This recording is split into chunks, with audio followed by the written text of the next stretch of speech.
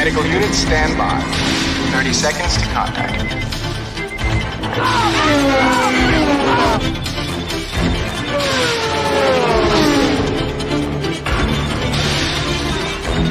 20 seconds.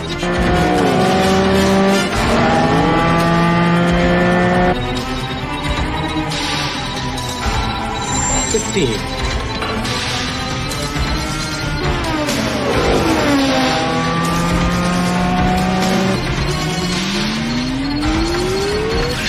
10. 5.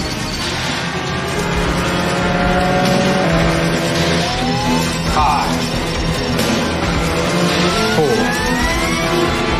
3, 2, 1.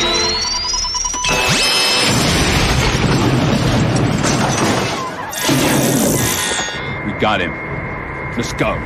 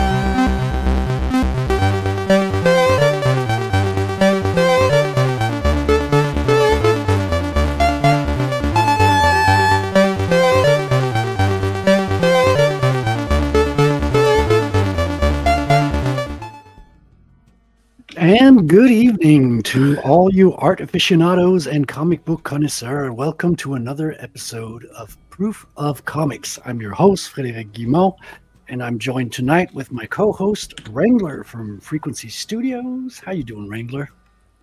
A whole lot of hola. How you guys doing tonight? I'm doing great. And we've got a very special guest tonight, a talent powerhouse, an artist for Marvel Comics, did a long run on both Iron Man and Wolverine, I believe. Is that right, Sean? That is right, yeah. Well, thank you for joining us tonight. Yeah, you did a lot of other things as well. I want to dive into your kind of origin story and history with comics a little bit, and then we're going to be diving as well into your projects because you've got something very interesting that I'm looking forward to showing to everybody tonight. So we've got a few people in the chat here already. Bat Sauce is here. Sup, welcome, Bat Sauce. How you doing, hey, Bat Sauce. Man? And Wrangler on the panel as well. So thank you so much for taking the time, Sean, to come in on our little channel here. We're very passionate about comics, and you, sir, seem to be having a very interesting project here because you are already kind of like with 6 issues on Evermind, from what I've read on your Kickstarter here. Are the issues already completed, or is this something that's kind of in the works? It's 90% complete. I'm wrapping it up now and just doing the last final pages. So it is basically done, and then the story is finished in 6 issues. So it's a begins and ends, and all in 6 issues, and that's what the Kickstarter is about. Awesome, a full story arc, and you've got. I don't want to get ahead of myself. We're going to dive all into that in good time, but I would like to start off a little bit. If you could just tell us your origin story with comics. Like, what were the comic books that kind of like got you to really invest yourself in comics and decide that you wanted to dedicate your life to this? Who were your inspirations when you were kind of starting out? Well, it was more the characters and what I saw on TV. I wasn't really exposed to comics. I think maybe just the way I grew up. I just didn't know anyone that was really reading comics at the time. I didn't know them, and they weren't friends of mine. So I would see, everyone loves the superheroes when they're a kid, and you can see them, like if you get like the newspaper on Sunday, they have the Spider-Man cartoon. And then on TV shows like the Electric Company, they'll have like, I guess they license out the Spider-Man character. And then on Saturday morning, they have the cartoons. So I knew all about superheroes, and that, I couldn't get enough of them. I knew comic books existed, but I just never really read them because I wasn't exposed to them. So I think one time my parents were driving us to Florida, and we had a flat tire somewhere like around North Carolina, and we had to stop at a rest stop, like a truck stop. We would never really stop there because my parents just wouldn't be in a place like that. But they had a spinner rack, and so the people who ran the rest stop kind of took pity on us because we were kind of stranded. So they put out some food for us, and my mom was like very thankful for them. I saw a spinner rack, so I was right there, and I was like going through all the comics, and it really blew my mind. I was like, that stuff was amazing to me. But my mom was she was kind of embarrassed because she didn't want me messing with their product and causing trouble because they were so nice. So she's like, well, let me just pick 2 of them, and then I'll buy them for you, and that way you can mess all those up, but at least you pay for them. So when I picked out 2 of them, and I found out one of them, and I didn't know which one it was. It wasn't mystery, but I have very vivid memories of it. Just like the larger than life characters and the amazing saturated colors and everything. So I found out just only like last year or a couple years ago that the book I was looking at was like a Marvel 2-in-1 that had I think it was like Man-Thing and Captain America was in it. So someone told me the exact issue, so I looked it up, and I looked at it online, and I was like, yeah, that was it. That's what started everything. Nice. Yeah. So then later on, I decided, I went to school for industrial design because I didn't know you can go to school for comics, but I was always drawing. So I got a portfolio together based on what I read and, what people told me how you're supposed to do it. And it took me about 3 years to actually break in. A lot of like learning, a lot of going to conventions and befriending some professionals. And it took a while. And then I got picked up by Valiant. That was my first project. Wow. And did you learn to draw like all on your own intuitively? Or were you kind of reading books on how to draw? Were you taking art classes during those times? Like what was your process in getting all that, the mechanics of drawing kind of together? Right. That's a very good question because I'm probably one of the most educated artists, like art education wise. I probably had the most schooling because I had a lot of love for comics and drawing and art in general. And, I don't know if I was really naturally all that talented, not more than average, but I had a tremendous amount of desire. Mm-hmm. So I took a lot of art class, and my mom, she was very good about like, if I was interested, once she found out that you can use this to get into college, because I got all C's in school, but then once she found out that you can actually get to a good college if you have like a special thing you're interested in, something that sets you apart from everyone else. And it wasn't always about academics. So once she heard that, she kind of really took a deep dive and put me into all of these art classes. So I am the most classically trained artist out there because I've had like, by the time I started drawing comics, like well over a decade of just training. So I didn't really draw so much like the superhero stuff. So this, that art education really does help, but it also hurts in a way because you end up drawing, realistically or, Right. Yeah. And comics are, especially American comics, are such a different thing. So I still didn't get a steady supply of Marvel comics. Actually, I don't think I've ever looked at anything other than those first 2 I got when I was younger. But comics to me were more accessible when we went to the mall, and there would be a magazine stand, and there wasn't Marvel and DC comics there because those were all in the specialty stores. So what I was reading was Heavy Metal magazine, which that's pretty cool. Yeah, that's European stuff. Yeah. So I mean, that was my exposure because that was the only thing I can get, and that was fine because I loved it. There was like a sci-fi slant to it. And it's all European stuff. Yeah. So there's like Mobius, Mila Manera, all that stuff. And Manera, I've got an X-Woman comic by Manera. That's beautiful. That's later in life he did that. So, but he seemed like he didn't miss a step. I mean, that guy's like was always amazing to me. So yeah, I mean, the way I drew back then was a lot like a very European style because I drew a lot like those European comics. So when I showed my stuff to a lot of comic book companies, they really said like, "Wow, you can draw. We can really use you." But then when I started drawing, like everything that was in the panel was very kind of like sedate, like a lot of eye level shots of medium distance. Yeah. Very clear storytelling, but just I didn't know it was missing that crazy amount of excitement. Yeah, that's very European as well. I grew up on the French bande dessinée, being French Canadian here myself, so we had a lot of those in the library at home, on the bookshelves, and that's why I fell in love with American comics. They had much more interesting camera angles, panel layouts, action in there as well. We've got another co-host who just dropped in, my friend from the Comicsgate Commandos, Patrick Quinlan. Oh. Welcome, sir. How you doing, Patrick? Hello, all. Hello, Sean. Nice to meet you. Hey, Patrick. Nice to meet you. Wrangler, pleasure as always. How you doing, man? Chilling, man. And Frederic, thanks for having me on, man. Appreciate it. My pleasure, man. So Sean Patrick is a writer who's got his own comic book and works, making an incredible array of stories on the indie front. And you have a few years of crowdfunding experience, don't you, Patrick? You've been at this for a couple of years? A couple of years, yeah. 23? Wow. Okay. No. Not 23 years. Launched in April. Okay. Since 24 is what I'm saying. Not 24 years. It hasn't been around that long. Yeah, before the internet, I was getting ready. Yeah. If I'm still making the numbers I'm making at 24 years, I'm doing something wrong. So. Wow. Okay. So we're just getting into Sean's kind of background. He's got a very unique background for an American artist, not very much exposed to comics like other kids were. And he got started in Metal Hurlant Heavy Metal magazine, reading those as well, and had a European kind of leaning when he got his first gigs as well. And I was reading on your campaign page here that you worked early in your career with Barry Windsor Smith.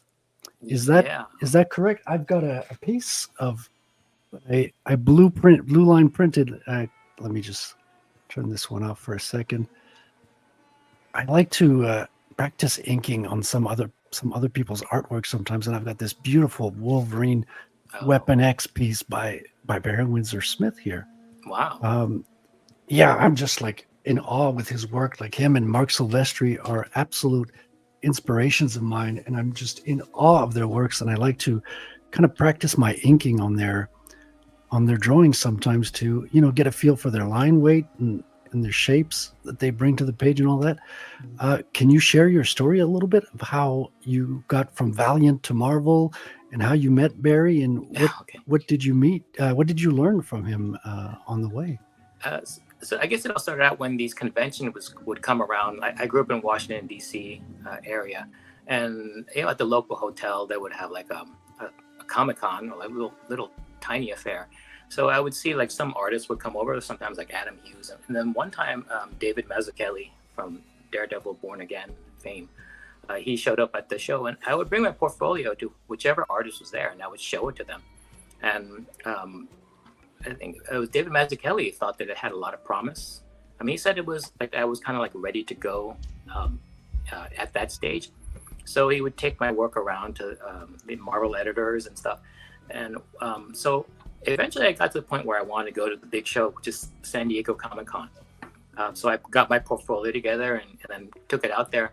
And I went first to David Mazzucchelli's table. So, he was actually bringing some stuff to show me. Like he showed me both Born Again, the actual pages, and then also Dark Knight. I was at the year one, actually.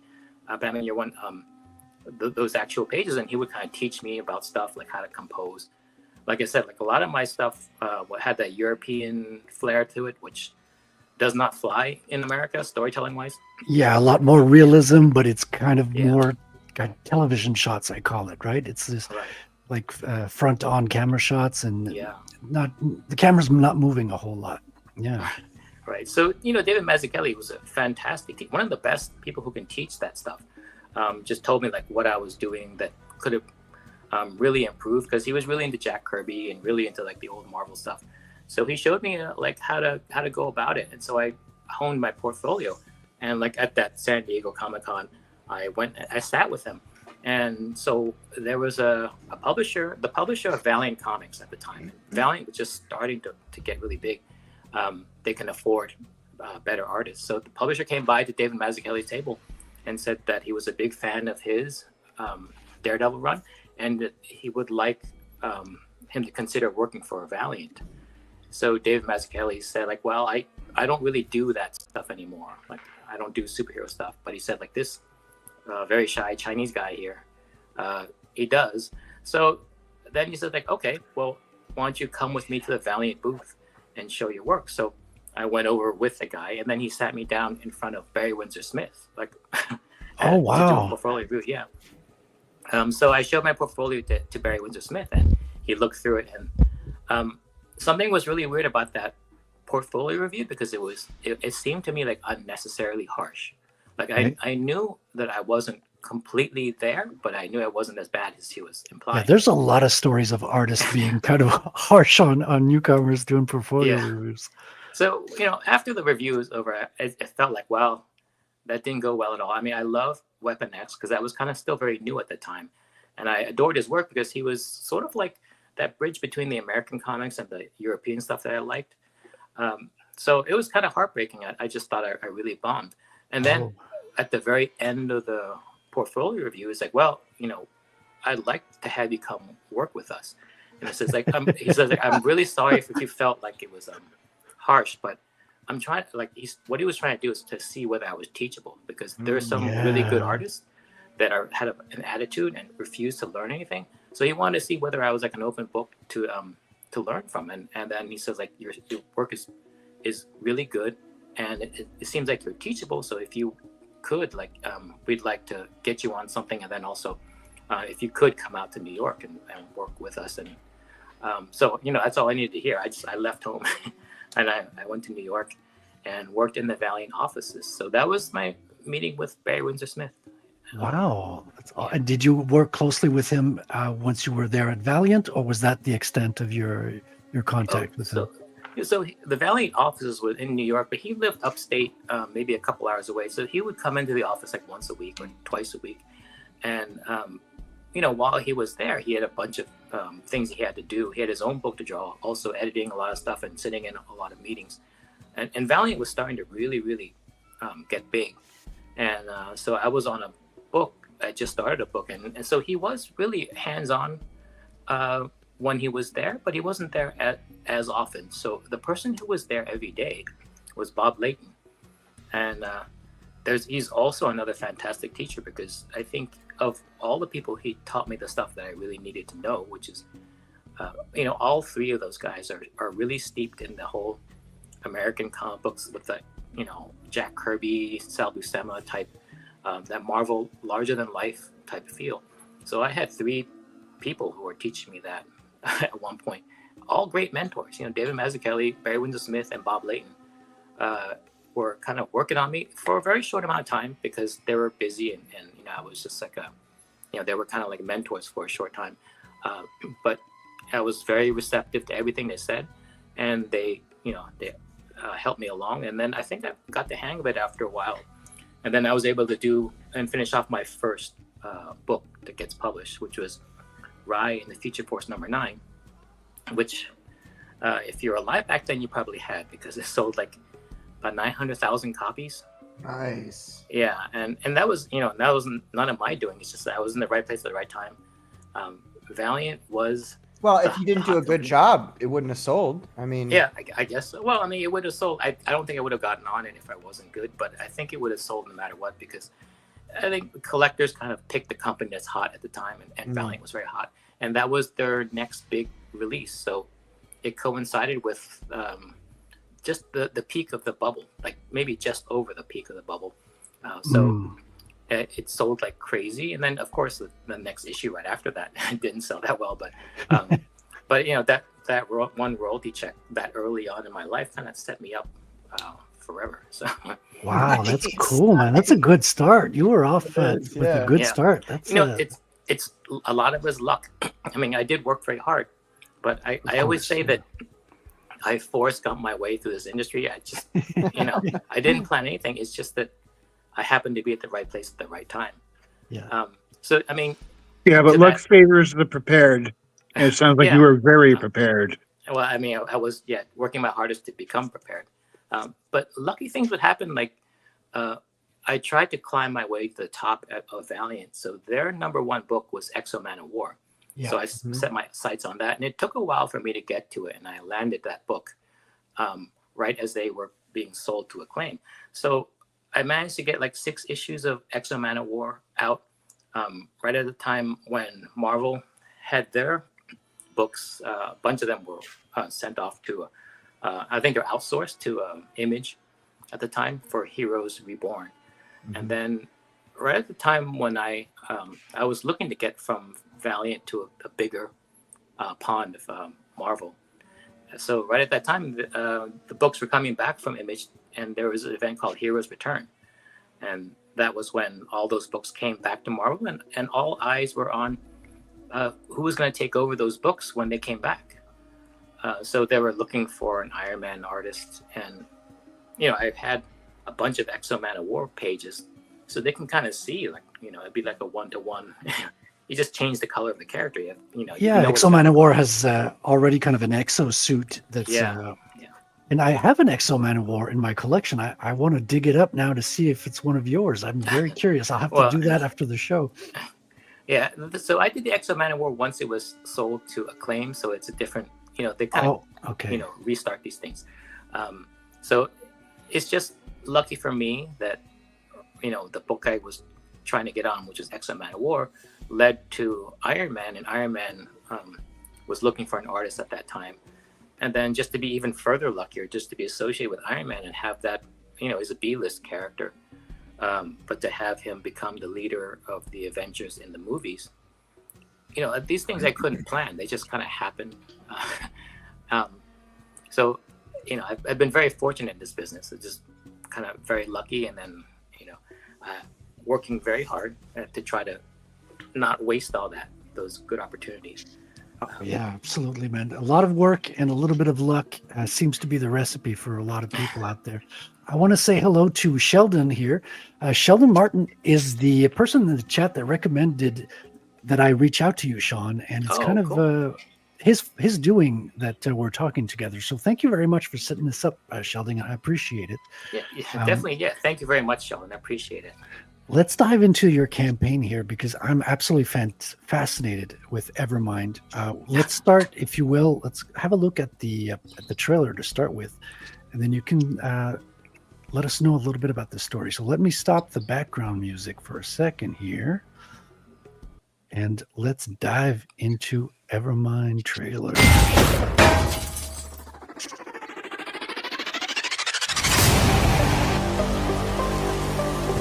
Every invention begins with hope. It's a promise of a better future. I once held that future in my hands, but it was taken from me. The line between man and machine has faded. What was once an innovation is now a weapon, and I will turn it against them. Because my curse is theirs too.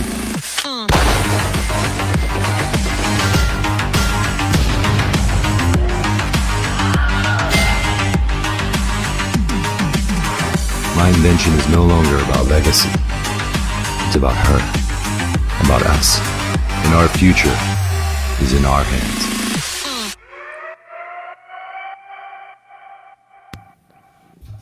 Hey everyone, Daniel Wu here. When Sean, Chen, and I first started Evermind, it was more than just a story about science and machines. It was about family, legacy, and what it means to stay human in a world that's changing faster than ever. Making this comic has reminded me why I fell in love with storytelling in the first place. And now we're finishing that journey, but we can't do it without you. Your pledge today powers the print run that gets Evermind into comic shops next year and keeps stories like this alive for future readers. Thank you for your support, and let's finish this together.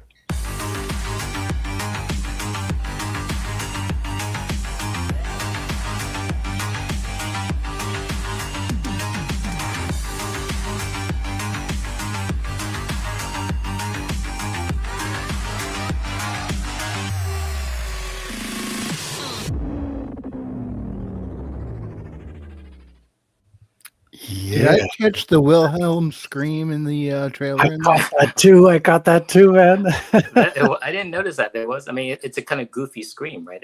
Yeah, it's a classical scream that's been used in movies ever since it was created. A collection of audio from, I think it's an old TV show or a film, and it's kind of a nod. Like, so every audio professional kind of slips it into every movie. So you'll catch it in Star Wars and Wow. Indiana Jones, and I have it in my trailer as well. Like, it's kind of one of these things that you got to use as a kind of nod to those who made their mark in cinema in the audio department.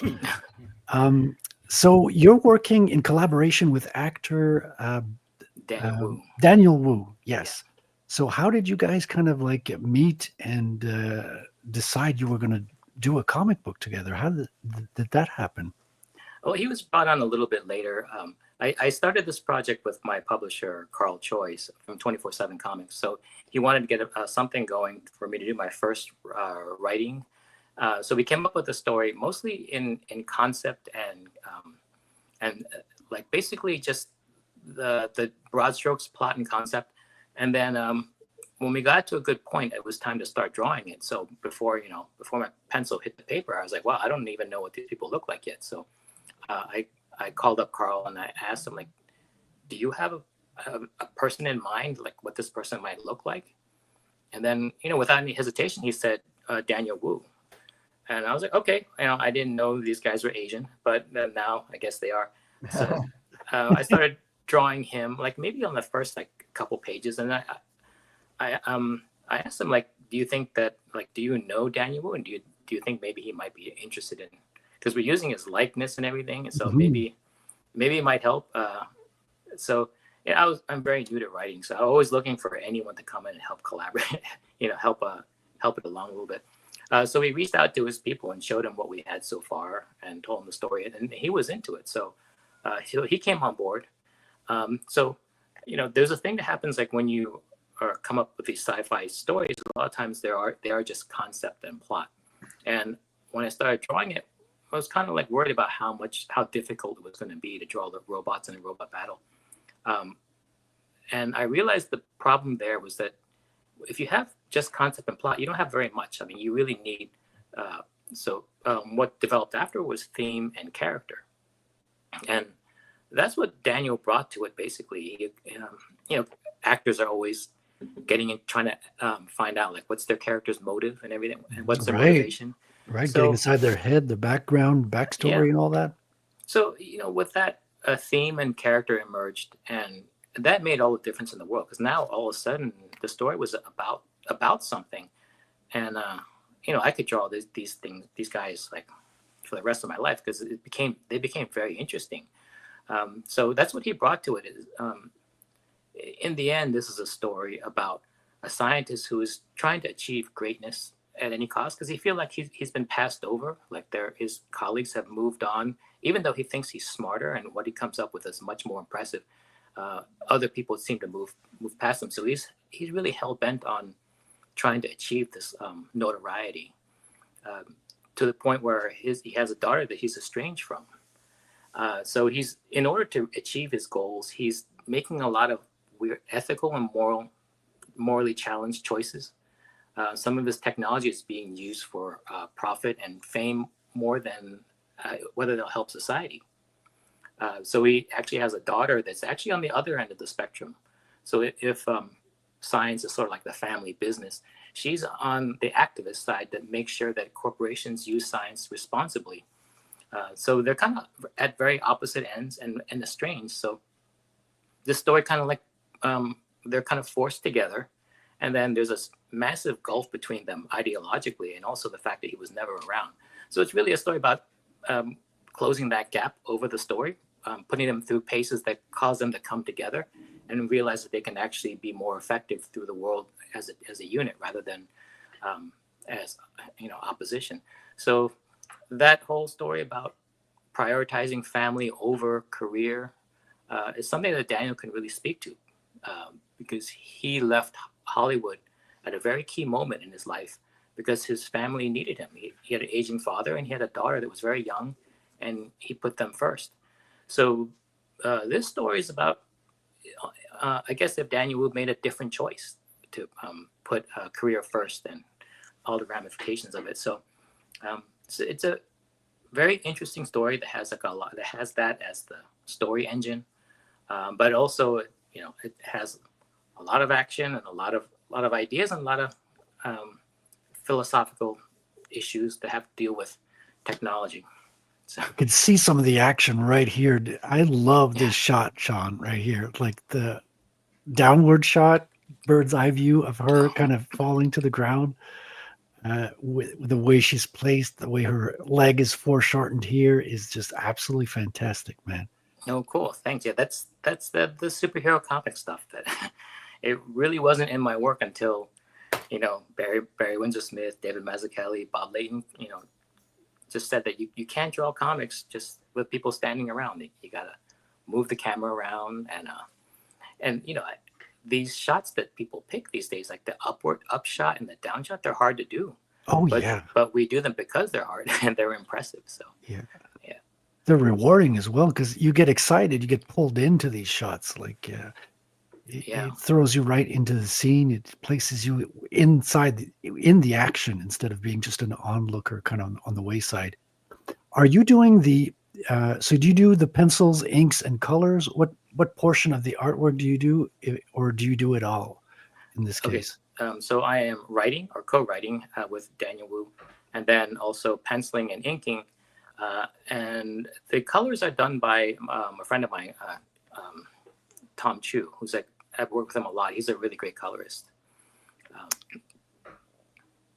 But yeah, I think I tend to draw with a lot of hatching and a lot of rendering. So it kind of needs the right colorist, like one that doesn't try to use airbrush too much. So, so it doesn't get all muddy. So he actually, for very dark and maybe like sometimes dystopian sci-fi stuff, he managed to get a lot of colors in there, which I think really helps. Yeah, it's really beautiful. Corey Barton here, Australian artist, just woke up apparently. Good morning, Corey. Good morning. He says, "Nice hot robot babes. See, Frederic, your book needs robot babes." Oh my God. Thank you, Corey. He's never satisfied. You have babes in your book already, and he's like, and they need robot babes now. Corey, he's writing a book called Andromedoids, which is exclusively robot babes. So we know where his mind is at. So you'll want to check out this Kickstarter, Corey. The link is pinned in the chat. It's also in the description. Do check that out. It's very affordable. There are 6 issues, 90% of the way done. It looks absolutely fantastic. I'm definitely going to order a pack, but you have a lot of options here, Sean. Like you have your own collection of covers. You have these kind of metallic covers as well. And you have guest artist covers too. Like you have a collection of all 6 issues that are drawn with guest covers as well. I'm just kind of like scrolling through here. I think these are the guest covers that I'm seeing right here. We got Riccardo Federici to start with, issue 1. Let's see here. Howard Chaykin. Nice. And Stephen Platt. I remember growing up with Stephen Platt's art. This is the Stephen Platt, sorry. Scroll down. He was one of the most outrageous artists in the 90s, throwing so much detail on the page, so much action. It was incredible. And look at him now, man. He's got this hot babe perched on top of a pile of robot parts, it seems. And a nice, very simple coloring effect here as well. It looks sensational. So which package should we get, Sean? I'm torn. I like your covers. I do really. I am enticed by getting the guest artist covers as well.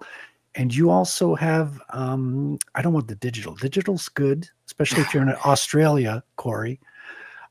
But you got the foil collection, I believe. So many in there. So much choices. Like too many choices. I mean, I write and draw the book, and then this is put together by my publisher. he's friends with a lot of these the variant cover artists. So he gets very excited, and I guess he likes to have a lot of variety out there. But I think it's almost like a little bit of overload because there's a lot. Yeah, That one right there is cool. Collectors like the variety. I'm going to be honest, Okay. especially since, listen, this is my first campaign, so I don't have a whole lot of experience.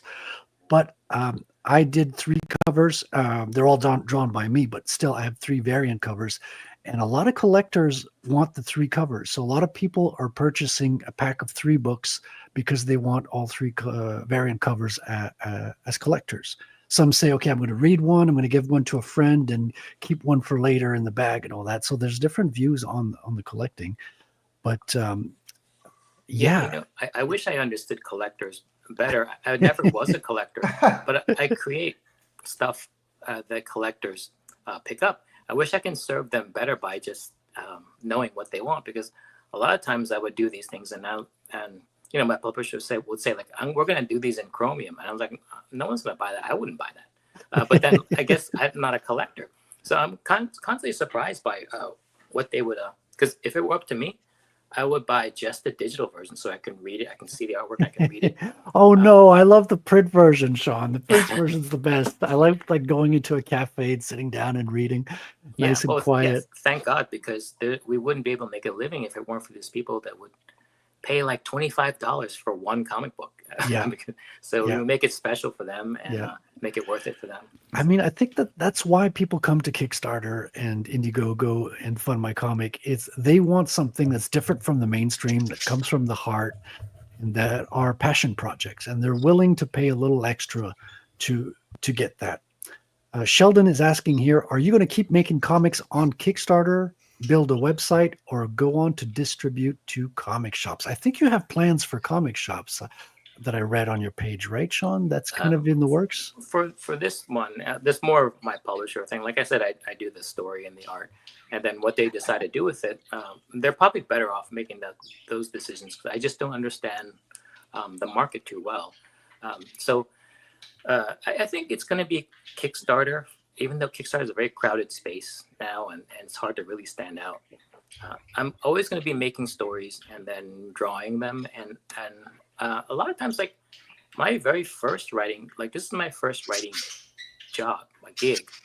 But before this, I wrote something and I put it out for free. I did a whole story, put it on my Instagram, 1 page at a time.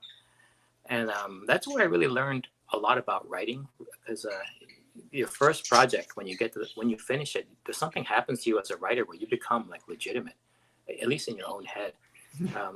So it's very important that if you want to be a writer, you got to start, and then more importantly, you got to finish, and you do it again. Yeah. Because most people, a lot of people talk about these ideas they have, and they never really start. And so if you start, you're already ahead of the game. If you finish, then when you write the end, and even though it may not be that great, when you write the end and you finish the whole story, you're basically in a very rarefied group, a very small percentage of people. And also you learn a lot, and you can do it again and again if you reach that point. So yeah, my first project was put out for free. It's called Wingman on Instagram many years ago, and that led to this project, this is a legitimate project. So I don't really care how it's distributed. I just want people to read it, and even if it means just me sending it to them for free. No, this is one of the covers that's on screen now. This is one of the variant covers that my publisher put together. A lot of times he would just go to his convention and meet artists. Like he's in the original art community, and he met this artist who probably isn't a huge name out there. He's probably I think he's from the Philippines. But we're kind of used to seeing variant covers by the same people. They usually go by like how big your name is. So, Mark Brooks, Peach Momoko, or Lineal Yu. So the bigger the name, the more variant covers are on. But I think he just goes by like whatever he likes, and he put it out there. So this is a really impressive cover by someone who's not like a massive name. Yeah, it's beautiful. It's entrancing, actually. Corey has a great question here. What's the most important thing you learned about writing as a new writer who has experience in comics, but he's taken the first challenge to write a 6-issue arc? Like what did you learn on this journey? That's a great question. With writing, I thought it would be easy. Luckily, in comics, since you lean so heavily on the art and I guess because of the fact it's kind of like disposable medium and it's like a monthly thing, the standards aren't very high. But I wouldn't take it too lightly because what I did is I took a lot of classes, and most of my learning came from YouTube. So I would consume all the material out there about writing for comics, and there's not that much. You can really get through all of that in about a week because there isn't just that much out there. So if you want to learn more, then you'd have to go to like AuthorTube and Book Talk and film criticism, screenplay writing, and there's thousands and thousands of hours about that stuff. So I just consumed all of that. I just loved it. It's, as a process junkie, it was a lot of fun just to learn how this works. I always loved going to the movies, and then when the movie's really good, it kind of sticks with me long after the movie's over, and I think about it over and over again, and it would affect me longer than it would affect most people. And I thought whoever wrote it has this kind of special power, and I really want to know how they did that. Oh yeah, yeah. Yeah, I read a lot of books on screenwriting as well. I find screenwriting is very close to comics when you understand the difference in the medium. A lot of the things about pacing and visual storytelling there's a lot of overlap between the two. Yeah. I think it's good in some ways, and then also a little bit bad in some ways because overwhelmingly it was a good thing to do because I also read all those books, like Save the Cat and Story Genius, and I took the Robert McKee story class like maybe a quarter century ago. And so all of that stuff, I think the way it's really good information about storytelling, like storytelling from the Aristotle, was it Poetics? The original Aristotle's Poetics, correct. Yeah. So that's the kind of model that we use for modern storytelling that really works for basically humanity can grasp the story like that, and then it has meaning to us. So it was put in that guide all the way back then, and it still is around today. So if you understand all that stuff, you can make a story that really catches on. So the only way I think that it does some harm is because if you take a real deep dive into all that stuff, the tutorials on writing for movies and for novels, the stakes are so high that the bar is set so high for that. Like if you write a screenplay, there's almost no chance it's ever going to be made. And if you were to write a novel, I think Penguin Random House says that they reject 99% of everything that gets submitted. Mm-hmm. So that stuff that they teach you, the stakes are so high. It's like they're trying to get you into that 1%. So they always say it's very difficult. You have to master it on such a high level. So when it came to writing Evermind, since most of my learning was from book and screenplay writing, I just didn't think I was doing anything right. So I'd rewrite and revise maybe 20 times. But then, my comic book writing peers oh, you just, revise it once because it's just comics, The danger is you may never finish and you may not feel great about your work because when it comes to the standards of screenplays and novels, it's probably not as good.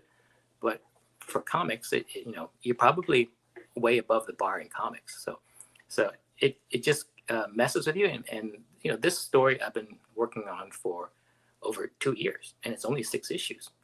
It didn't have to be that long, but I get confused when it comes to how to pressure test your story. All that stuff was from the screenplay and novel tutorials. So did you kind of write out the script beforehand and then kind of come to the conclusion it was going to be 6 issues? Or did you kind of set your goal, okay, I'm going to write 6 issues and kind of fit into these 6 issues and are the 6 issues kind of fixed amount of pages, or do they kind of vary in content as well? That's a very good question. I didn't plan it too well. My publisher said 6 issues is what we do here. So you've got to fit it within 6 issues.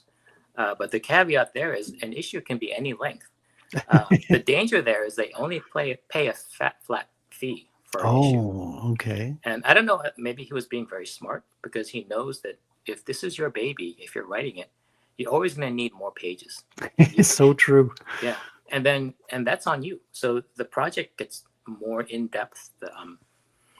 You can explore theme more deeply. You can do very layered characters because you want to do that, but it's going to cost you. It's going to require more than 20 pages. So some of those issues are 40 pages long, and we certainly don't get paid for 40 pages. But this is sort of like my baby. So altogether, the 6th issue really comes out to like over 9 issues of story. Because wow. yeah, the story is like, it's, if you read Watchmen, it's very dense in terms of theme and character. Yeah. And Well, Sheldon is asking here, did you check out Alan Moore's book on writing comics? oh yeah, it's one of the best. Yeah. Yeah. I think that's from an article from an interview, I think, that was turned into a book, I believe, right, Sheldon? Yeah, and I took the master class too, where you can actually see him talk. And yeah, I caught that on YouTube. I've totally downloaded all his excerpts, and I'm going to go through them again. I've also picked up the Peter David's book on writing comics, which I'm currently reading. I'm kind of like, I think, a third of the way through. And very good stuff, some basic stuff, and then some stuff that gets you thinking. Yeah. And basic stuff is not bad. You always have to make sure you got the basics down with your story, right? Right. Fundamentals are very important. Yeah. And I found that Brandon Sanderson, how generous he is with his classes. He just wants to teach writing and doesn't need any money for it. So he'll basically tape all of his lectures, and then you can watch it on YouTube. There's like, I don't know how many hours. Like, it's an entire semester of writing class. Oh wow! For free, yeah. And I found that to be the most useful because it's very in depth.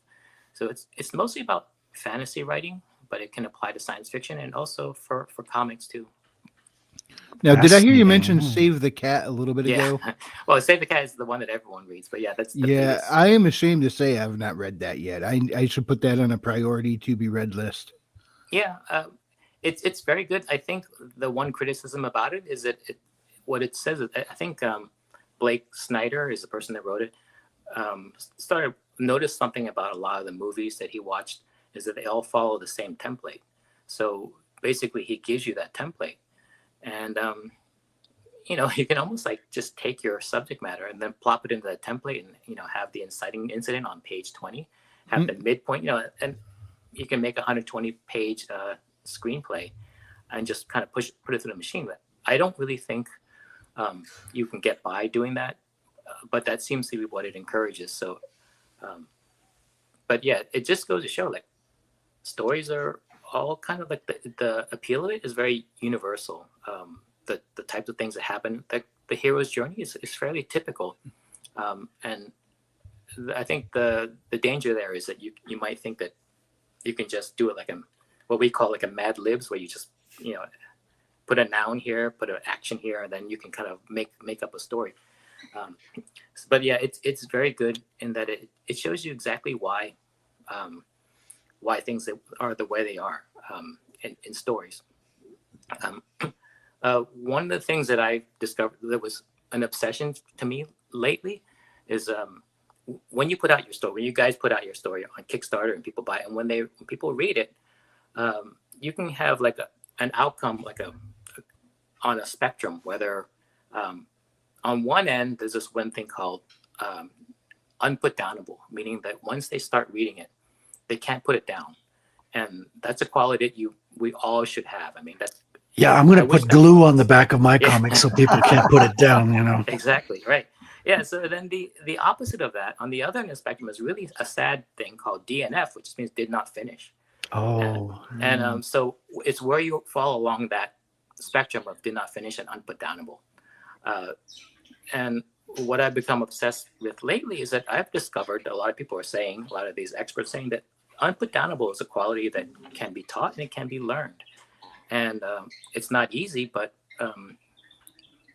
it's something that we can be aware of, and we can put it in our stories so that no matter what the subject matter is, no matter how exciting or whatever, you can lay out the story in a way that once they start, they just can't put it down. They just carry through the whole thing. And that's like a superpower that I would like to have. And all of my studies about storytelling is basically how to get to that unputdownable, because that makes you one of the most valuable people in Hollywood, right? To reliably be able to hold an audience for 2 or 3 seasons of a streaming show or something. Do you think about unputdownable when you're deciding what the layouts for your pages are and like the page turns in like combined with while you're writing it?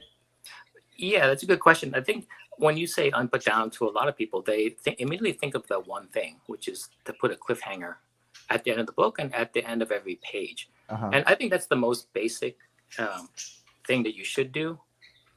It's the most obvious thing. But what I found, like, if you did put a cliffhanger, like, at the end of the issue, someone is shot and then you don't know whether they live, you can still get to that point and then not really care if that person lives or dies. So unputdownable is more than having something exciting happen at the end where you don't have to leave a little bit of a mystery as to what exactly happened, whether the person lived or not. So it really starts before that. It's like making you care. Like, for example, the book Save the Cat is named Save the Cat because in order to care about the protagonist and follow his story, no matter how much of a flawed character he is, or whether he's an anti-hero or a bad guy, there's got to be a scene you put in there where he saves a cat. I mean, not specifically a cat, but that he has redeeming qualities. And I think as human beings, there's something in our brain where we pay attention to people who have good values.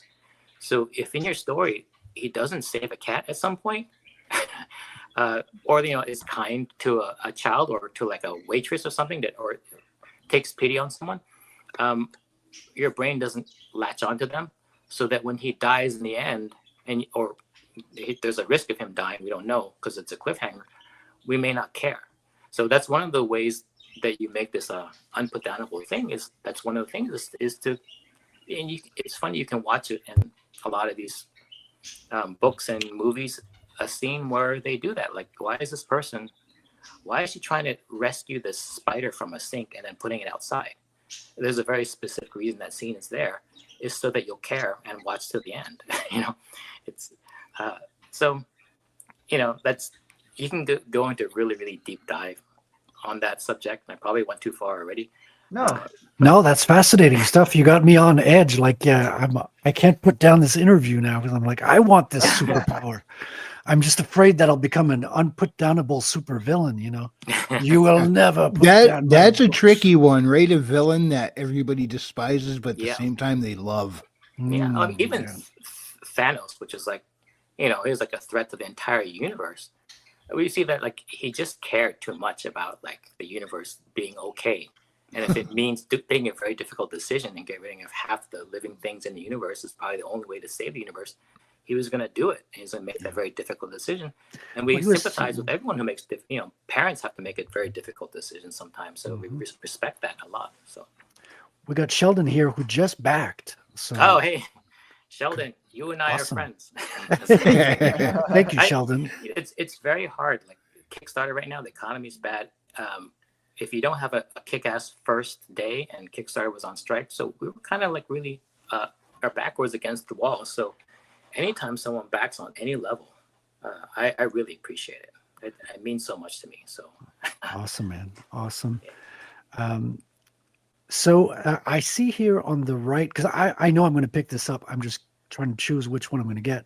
You have artist editions. Artist editions, it's just the cover that's black and white, correct? Or is it the whole interior? It's the whole interior. I think. Awesome. Yeah, the typical artist edition is the oversized coffee table thing. These are actually comic book size, but they're black and white.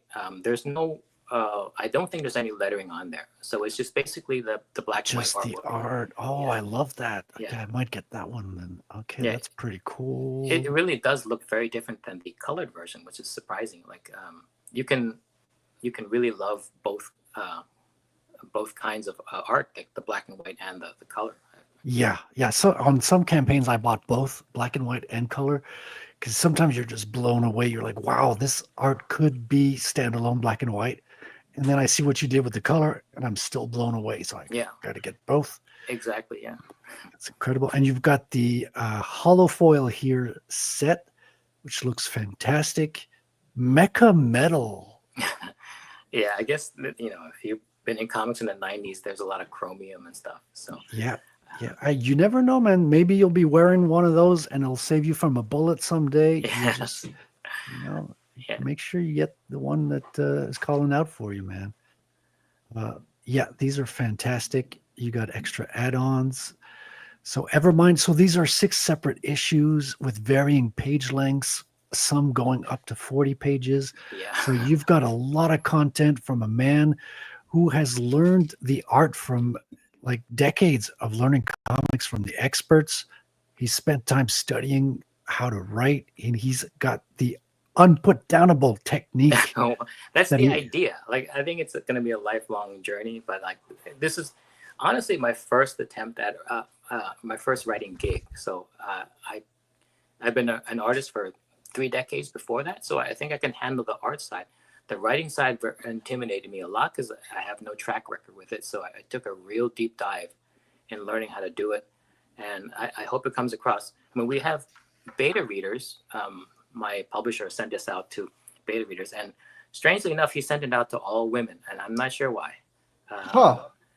Because this is like it's a robot science fiction thing. So I wanted him to send it to like someone who's like a more of an audience that would be more receptive to it. But to my surprise, each one of them really, they did say like they were going to give it one, read the first issue, but then they would tear through the whole thing.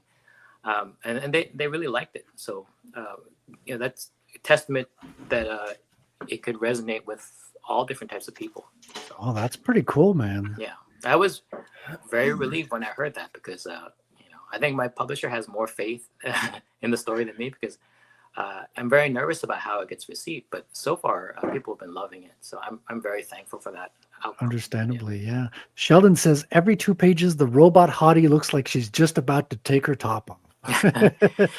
With those robots, like in this story, it's kind of interesting. Like a lot of times you see these sexy robots and you don't know exactly why they exist because other than it's just eye candy for whoever's viewing. But so this scientist, he came up with a way for you can put your consciousness inside of a mechanical, like artificial body, and to kind of like sort of like an avatar, when you kind of get into that little chamber thing, and then you appear as like the Navi on the planet, and you can kind of pilot that body for a while. So he puts that into effect for the highest bidder, and the highest bidder was 2 different camps. One is like a Disney, like the future Disney, where they wanted to use it to make all of their like Pixar type characters come to life. So they're piloted by people underground, and so like these cartoon characters come to life. So all of these really pretty robots running around, they're Disney princesses because they put on the skin and the clothing, and they are forever 18 years old, and they play a part there. And then the big gorilla robot is their Mickey, their big lovable mascot. So those guys work the theme park during the day, and in order to increase profits, they open up a underground in Disney for the parents or the dads at night. So it becomes like a strip club, and then the big gorilla robots are like the mech battle. You do mech battles down there with them.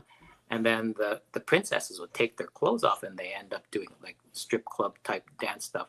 Now you're talking. Yeah. So, and all of that is there to raise money because they need money desperately to fund the next evolution and what they're coming up with, which is to like the scientist gets hit with this idea. He's struck with this idea that you can pilot these robots, subconsciously for a while. But what if your physical body were to die? Is there a way for your conscious mind to stay inside an animatronic and technically live forever because it doesn't die? So he becomes obsessed with immortality. So that's what this story is mostly about. It all. He's a very flawed person, and he does some things that are very sketchy, and then he's got to put things back together because if you think about it, he's got a military client that makes these invulnerable soldiers, so these soldiers can pilot these robots in the field of battle and never get hurt. So when those 2 worlds collide, there's like the mech robots in the theme park, and everything kind of spins out of control. he's got to go to great length to put everything back together. So that's basically what the story is about. Fantastic. We're at the 1 hour mark, Sean, and I want to respect your time, but I want to thank you so much for coming on here and telling us all your secrets here. We've got the secret sauce from Sean Chen. We got a background into your history, into comic books. We've got a deep dive into Evermind, the 6 issues, 90% done. I'm going to be getting these. I'm still need to decide. I think I'm going to go for the artist edition. That's pretty damn good. Although I need to read the story. I can't just Well, you can read the story digitally, right? Oh, do we get the digital if we get the artist edition? Yeah, I don't know. I mean, like the thing is, there's all sorts of different variations. I think there's too many choices, but hopefully you find one where you can get the story. Like I would prefer people read the story because I worked really hard on it, and it's just a passion for me. For real, real. I have one last question about the story. Do you write a full script for yourself, or do you write kind of an outline and then go to the artboard and then add the dialogue at the end? What's the process with that? I'm curious.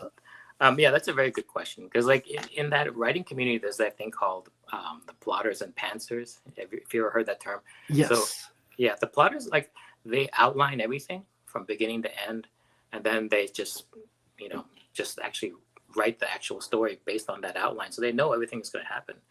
And then there's the pantsers who just like start and then just start to go, and then it's wherever their whim takes them. I always thought that the pantsers are in trouble, because I think that's not a good way to. There's no guarantee you're going to get a good story.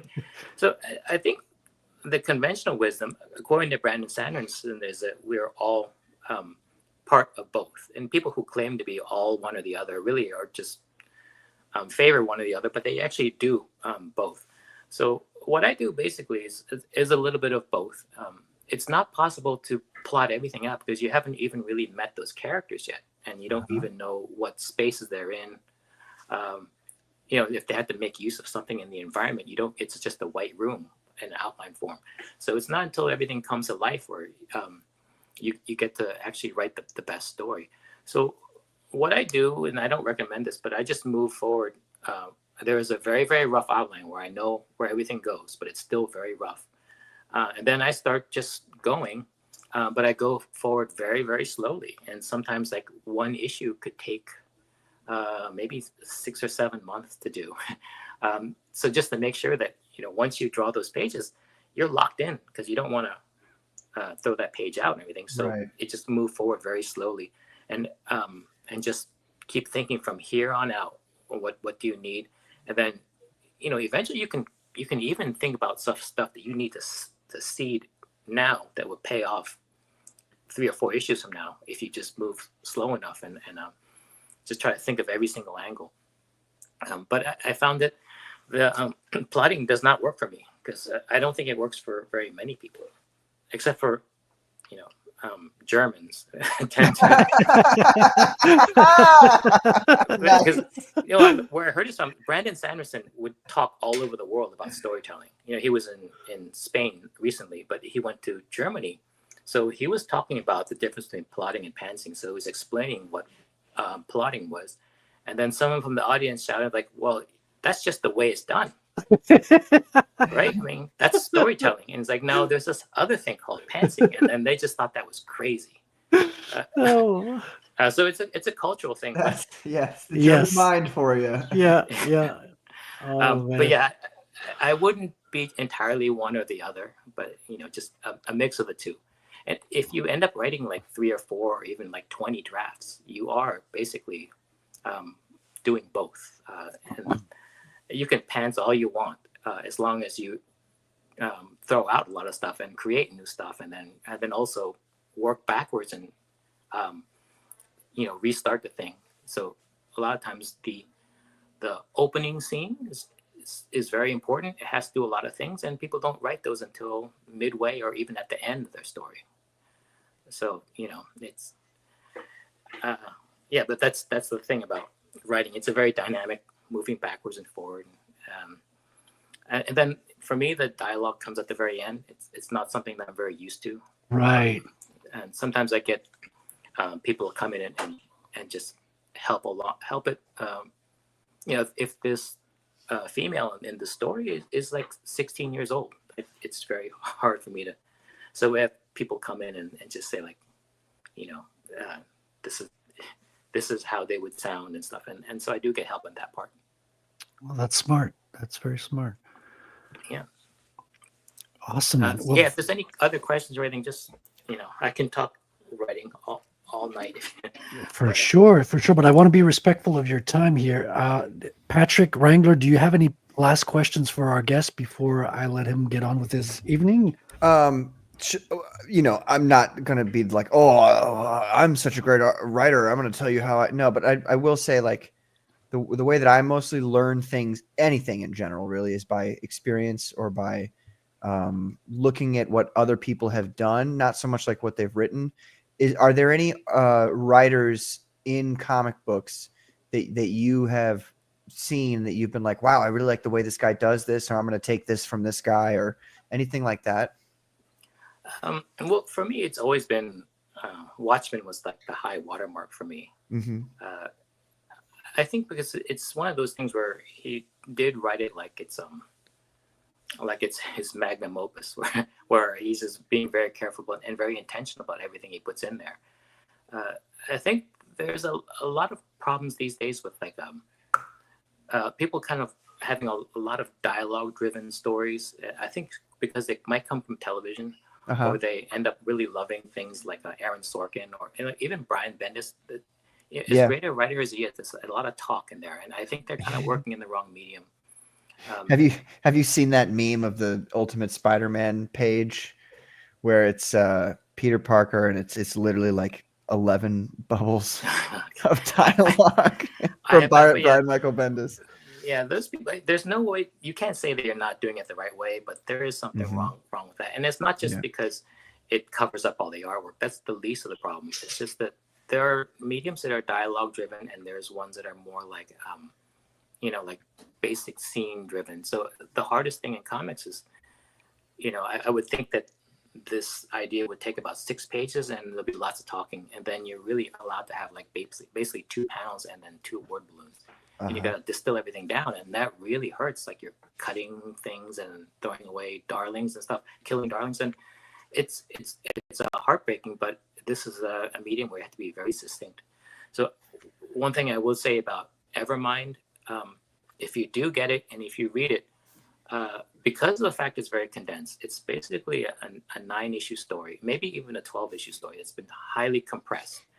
And what happens when you compress it is that every single thing that happens in that story, every line of dialogue, it has a meaning there. And then if you're learning this as a subject, if you're learning to write, learning to make comics, if you read it, then it becomes very apparent why that scene exists. And you actually learn a lot. I believe you can learn a lot faster by reading what I've done. It's condensed to a point where it starts to even hurt a little bit, in that there is just no... it just becomes so condensed that you can kind of see things coming, because why would this person say something unless it means something later on? And you don't get to throw as many red herrings in there. But you can learn a lot about it from I think from what I've done. I personally think so. So I it's good for that too. So nice. Yeah. Any other questions, Jan? Do you have any questions, Wrangler? Going once. Yeah, I don't have any questions at the moment.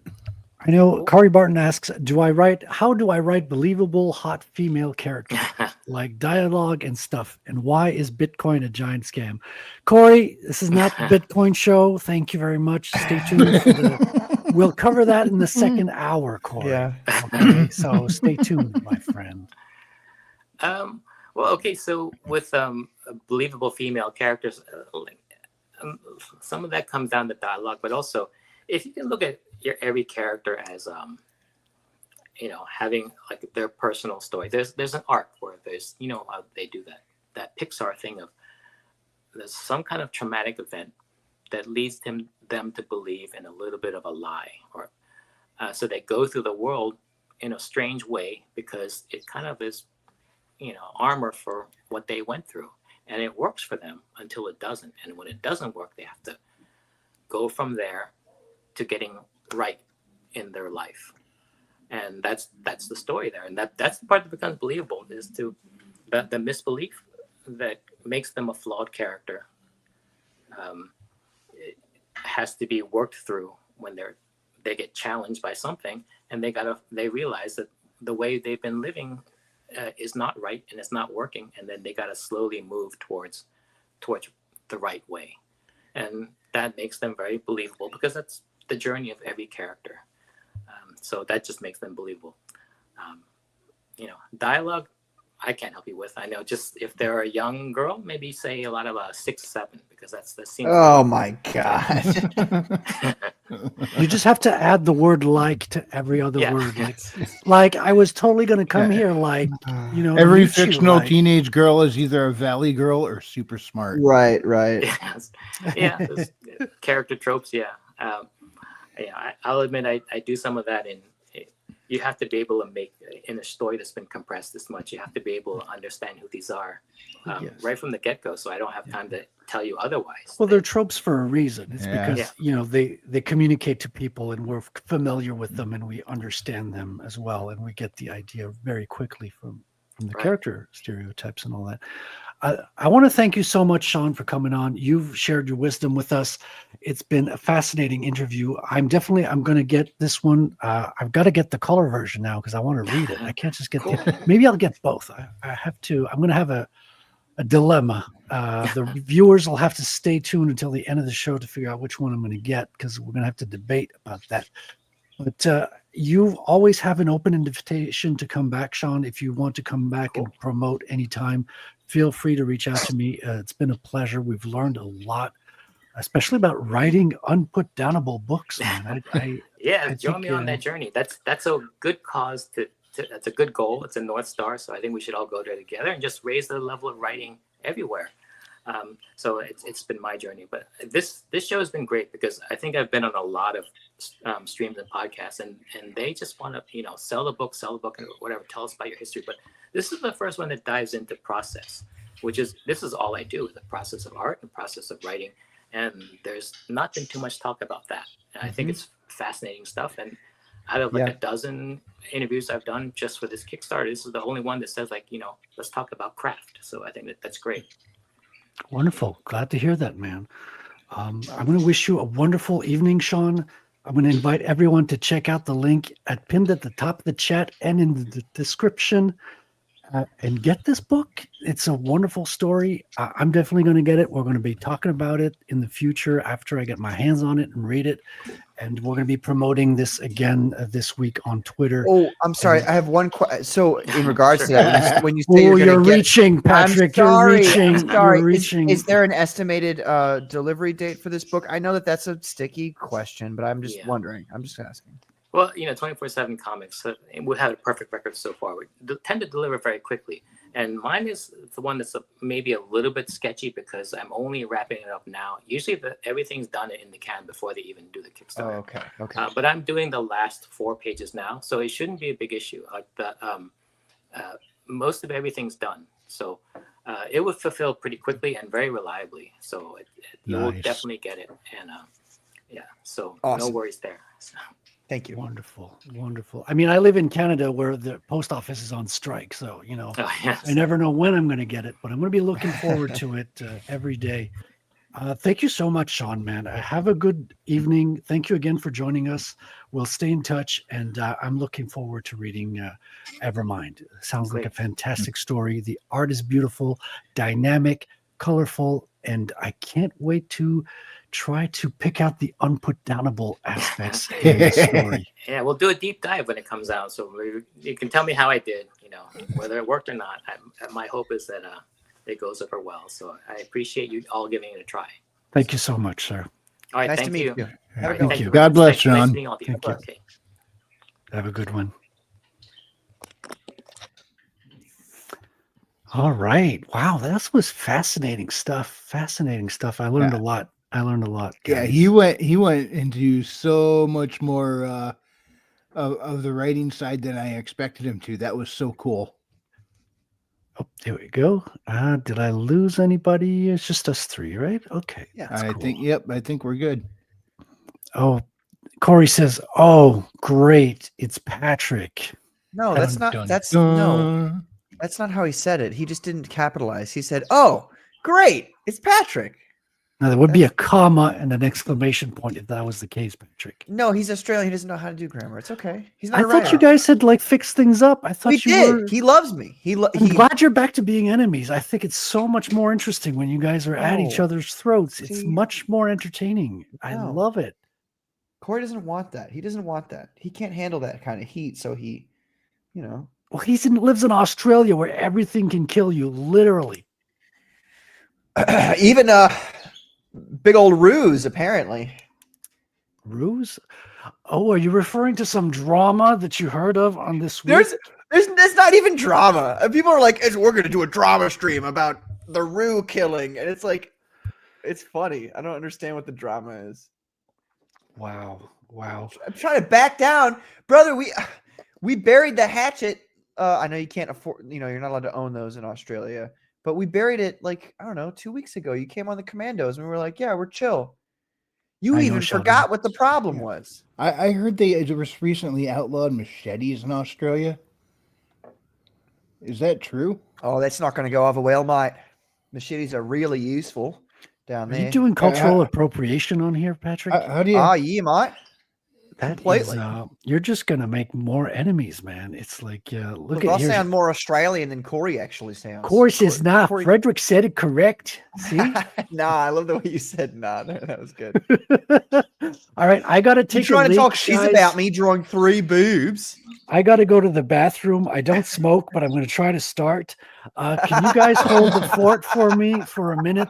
Well, I'll be right back. Alrighty. Can I Much control things appreciated. on this channel? I don't know. No, only Billy Bob has that power, and I have not passed that on to an apprentice. Just yet. Wow. Frederick, can only don't be you have a two. trailer? There Don't you can have a only be trailer to 2, play? Patrick. That can only be 2, yeah. Which trailer? Do you want me to put the Evermind trailer again? Yeah, let's hit that again. I want to see that again. Yes. Let me do that. Screen share. Activate the screen sharing. Oh, it's already shared. Let me just bring it up. Here we go. Let me scroll all the way up here. Oh, that's a long page. That is a long way. Yeah. Just Yeah. grab that slider and They stay. have options. C'est maintenant ou jamais. Voilà, Oh, see? this is so disgusting. You do this for all your is it everything translated to French on your computer? Dude, I even went into Firefox setting to turn it off, and it just stayed that way. I'm I like, don't fuck believe you. Dude. You think I So want you did the this most this way? French thing you possibly could, and you gave up trying to change it. Oh, that's French on there. I thought the cat Whoop, walked we across just the lost keyboard. Patrick here. I don't know what happened. He must have lost his connection down in St. Louis, a city that was freaking built by the French. You SOB.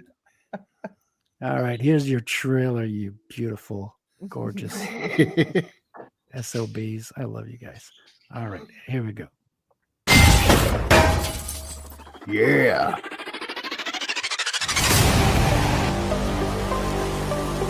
Every invention begins with hope. It's a promise of a better future. I once held that future in my hands, but it was taken from me. The line between man and machine has faded. What was once an innovation is now a weapon, and I will turn it against them. Because my curse is theirs too.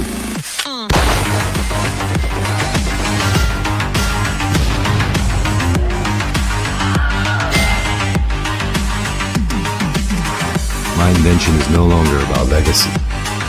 It's about her, about us. And our future is in our hands.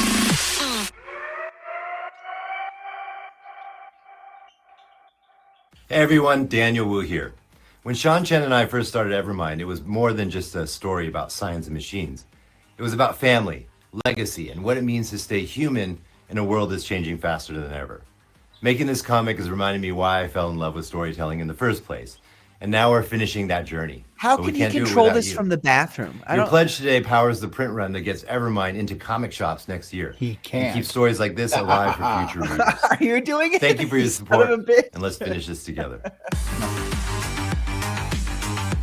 No, he's probably doing it from his phone. Well, that's what I'm saying. Like, he's in the bathroom and he's still bringing up the shit talk.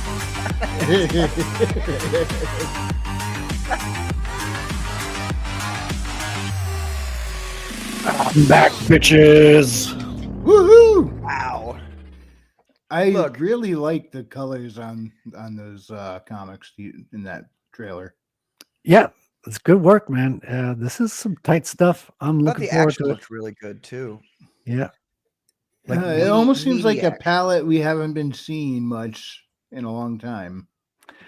Yeah, well, he Some mentioned of like it. wanting a colorist that wasn't like too heavy on the airbrush. I think he was very conscientious of that.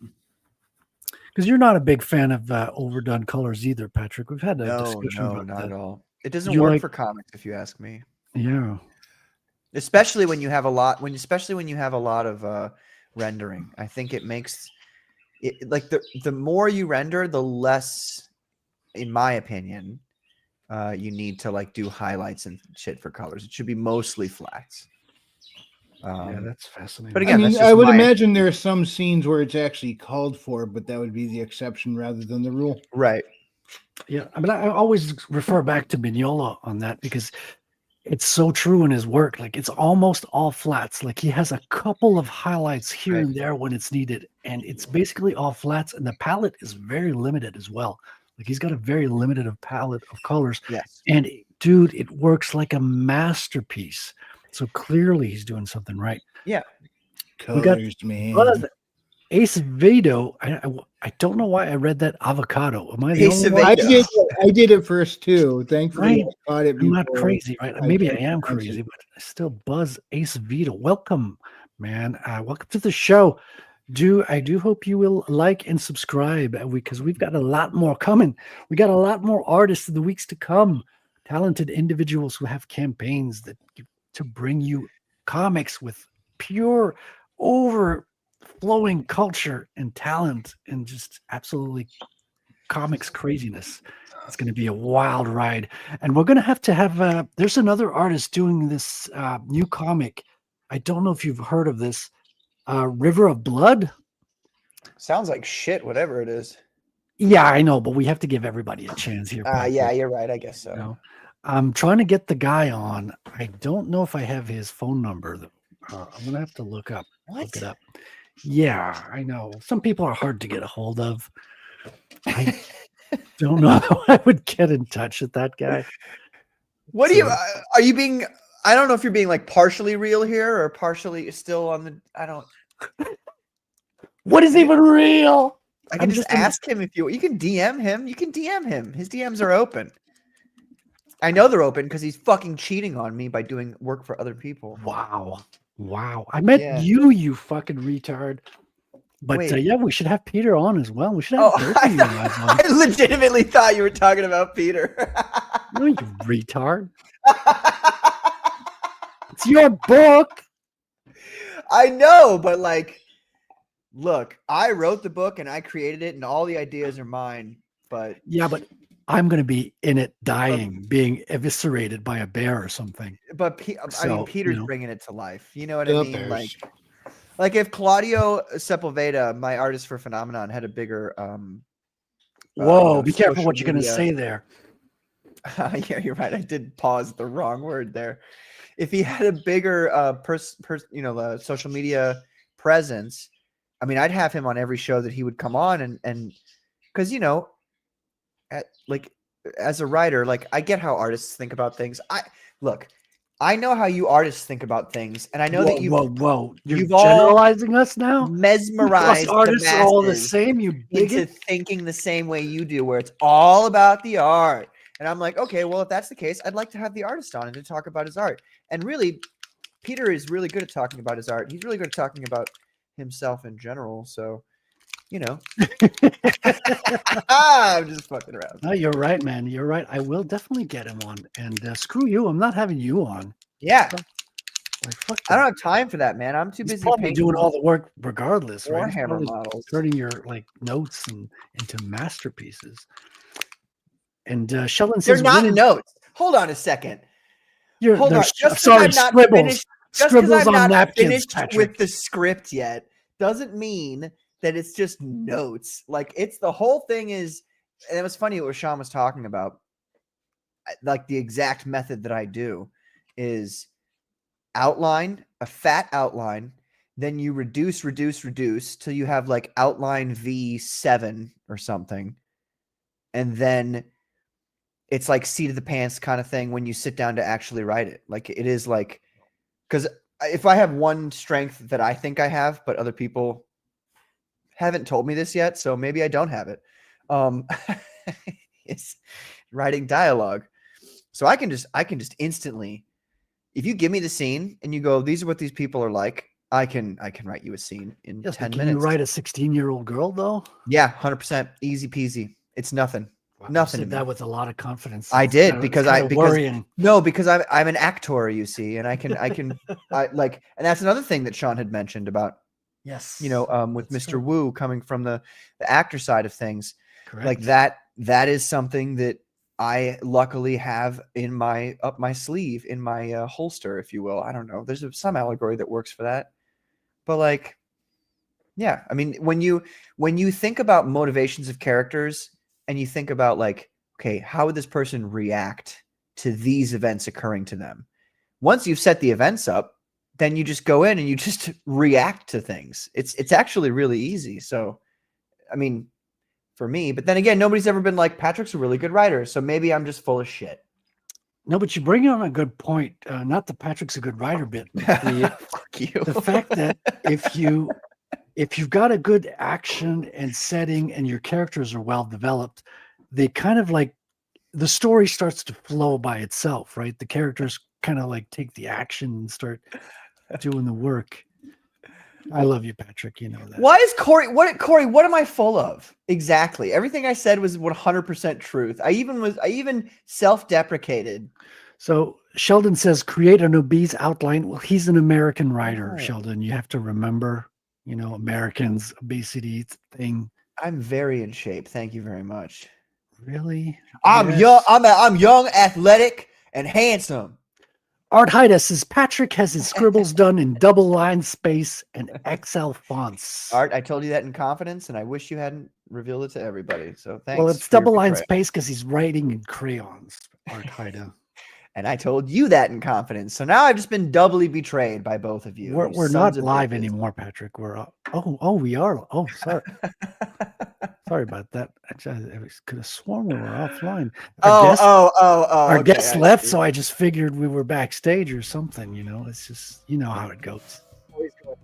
It's been so buried the hatchet, bro. You don't want to start this war with me again, okay? I got a whole crack squad of crack commandos at my hatchet. This guy's got a machete. What are you talking about? No, he doesn't. They're illegal now, Mike. Oh shit! Listen, you want to talk legality? Let me get my lawyer. Okay, James, legal lizard. Heyo. How you doing, my friend? Nice. Great, man. Well. We just had a great talk with a talented artist called Sean Chen. Yeah, I was listening on the background. Great, nice. Great conversation you guys had there. Yeah. He had a lot of insightful things to say about writing. Yes. I was listening, and Patrick is half right when he was talking about creating inciting incidents and having your characters react. That works for some stories, but not all, because that's what you call a passive character. A passive character is always reacting what's going around them. Your hero character eventually has to be the one dictating what happens. But what if those events are already laid out as part of the outline? Well, then you'd naturally fall into that position where your character becomes the one dictating what happens and escaping what's called the passive character. Passive character plot fumble. Though it does work very well, passive characters, with horror. Horror, you can get away with so damn much in horror, it's ridiculous. Your character doesn't need an arc in a horror story. He can have one to make it very, very good, but you really don't need one. I like to, the way I've written Phenomenon anyway is that there's two main characters and they do all the things and everybody else responds to those things because they don't really have a choice in the matter. Like those two people are the most efficacious characters in the book, and they are the main characters. Although when you're reading the book, you don't really think of them as the main characters, but they're the ones doing all the stuff. So maybe that's weird. I don't know. We'll see how it works out. Yeah, I mean, you are gonna want your main characters to be the ones, dictating what happens. So I don't. Maybe you do. Well, we'll see. Yours That's not how also it is does in real life, seem- brother. That's not how it is in real life. We're gonna find out. Yeah, but you also got to remember this old school rule called you can't double jump in real life. You can if you try hard enough and you believe in God. You can't double jump. I'm sorry. I mean, maybe within the Not with that bounds of attitude. normal reality, you can't double jump. not with that attitude. Yeah, I'm pissed off. You brought your Within lawyer the on. bounds of He normal starts reality, questioning the me norm. about double jumps. I've always Yeah. thought a double jump as a regular thing. I gotta smoke a cigarette. I'll be back when James wants That's to behave himself. why I'll be back. that's why, because in reality, if we're gonna write books according to reality, half of our book would be people just waiting for shit to happen, waiting in a car, an Okay, elevator, for an Uber to We'll pick let them Patrick take a short This- recess for I him come at him to. with a visionary writing way, and he's just like, "Nah, you're Yeah, basically visionary. stupid." Yeah, it's up. stupid. Yeah, what of he's course, saying. of course, comic book artists. I'm Okay, not a we're gonna let Patrick not do a a short comic recess artist. so he can get some nicotine to destroy the I'm nanotechnology the in his legal blood. lawyer. I'm here to But- argue. We'll be back, and I want to ask Patrick a couple of questions because he's been working on a comic book that is based kind of like on some American Indian mythology, right? Or tales. There's I no don't know how such you thing would as that. put it. Folklore, I believe, Folklore. would be the. So hopefully you can tell us a little bit about that when you get back, Patrick. I'm curious about your whole process there too, as well. So that'd be fascinating to get into. Takes place in a convenience store. No, it's not that kind of a No, story. it takes Okay, place no. in the casino. A casino. Okay, those kind of Indians. Okay, No, I'm just gotcha. kidding. I'll be back in a second. Sounds good, Oh, man. that would be Those good. kinds of Indians, he says. Nice. There you go.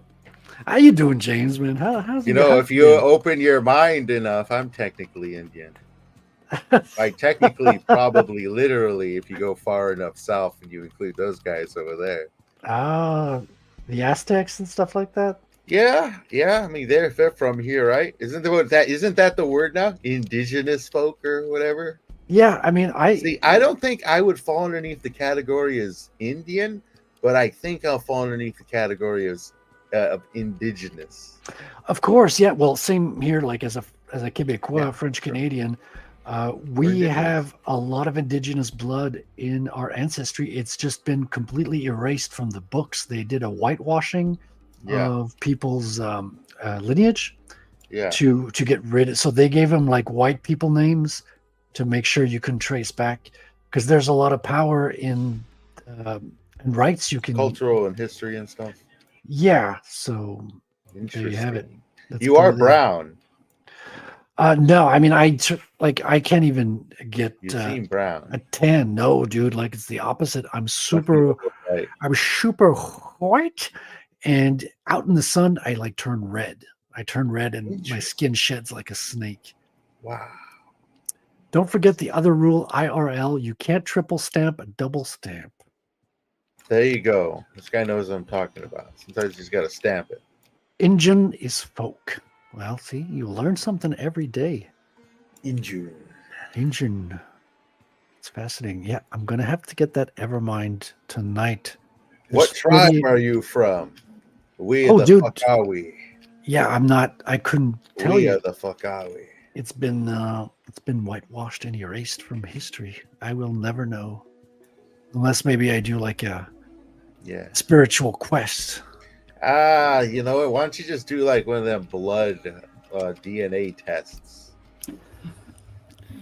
Because I don't want to give random companies my DNA, and then Yeah. they're going to Ding, get ding, bought ding, off. ding, ding. Oh, we got Oh, gosh. Wrangler's back.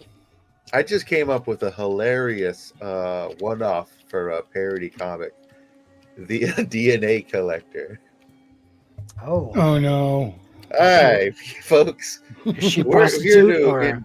we're here to improve your marketing capabilities by sneaking into people's homes who don't use any DNA-based companies for anything, and we go ahead and steal their DNA for you in the dead of night. Wow. Yeah, it's a one-off comic about a guy who does it for a living.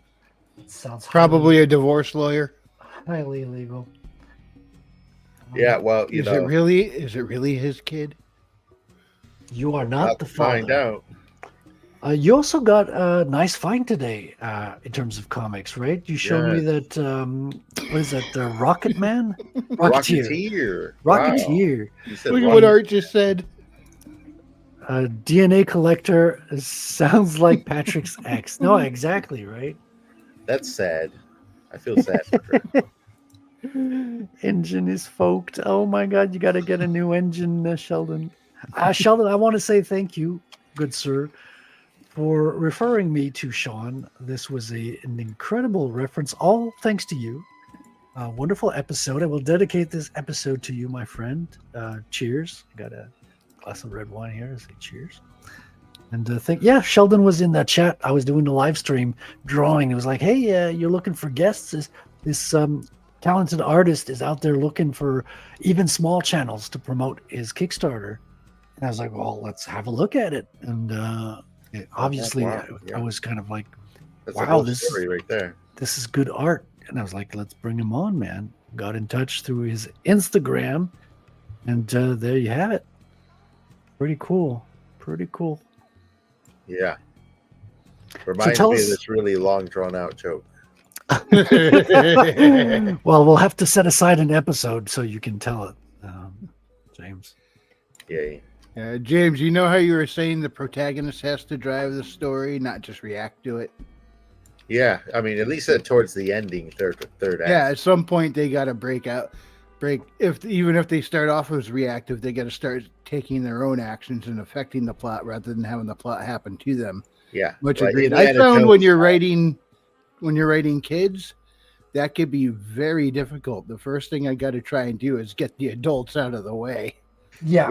Yeah, it's very situational writing, you really gotta set everything up intentionally for particular things to go off, and then you have to make it seem believable. And frankly, the more words you use in like novelization, the harder it gets.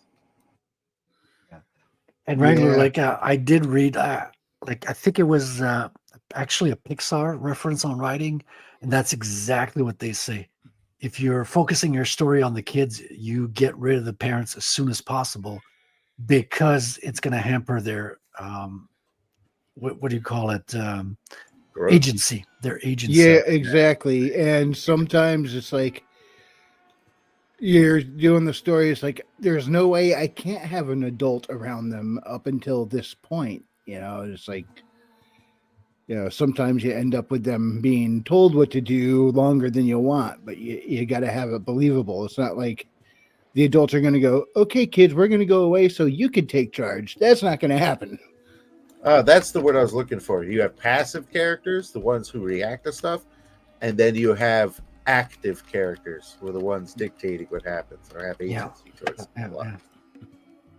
And that's always exactly what I say when I tell people the Star Wars movie Solo, a Star Wars story, pisses me off. Yeah. Because I keep telling people it sucks as movie. People are, no, I liked it. It's fine.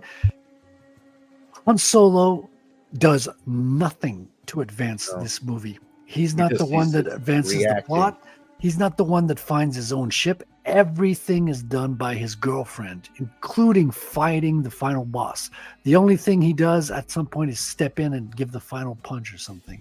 But the girlfriend initiates the adventure. She's the one that gets the ship from Lando Calrissian, and she's the one that starts off the fight with the boss towards the end of the film. It's all driven by her, and it just happens to be called Solo, right? Of course. And they also ruined the I guess what you'd call the Force. Is it not Force Awakens? It's the Force Unleashed timeline. If you guys play the Force Unleashed games, I have not played any Star Wars games in like since the Atari, I think. I was about to say that. The last time I played a Star Wars game, it was on the Atari 2600, and it wasn't very fun. It was supposed to be a lightsaber game, but it was just like lines of pixels, and That's the one. Oh, you have to stare at the cartridge to get an idea of what you're playing. I know the way they set it up on there. Darth Vader had a secret apprentice. He was training on the side, whole plan to overthrow the Emperor. And he sent off his secret apprentice to go start up the rebellion as a way to draw out the Emperor's spies away from them so they could make their ploy and take down the Emperor. And I thought it added in this like poetic layer to it, that this whole rebellion was just supposed to be some giant diversion, and then it just got out of hand. But now it's what? Just some, a chick thing? Oh, yeah, for real. And speaking of chick film thing, I think it's time we're overdue for some Sabrina. What do you say, folks? Are you very well? Let's have a little party in the 80s.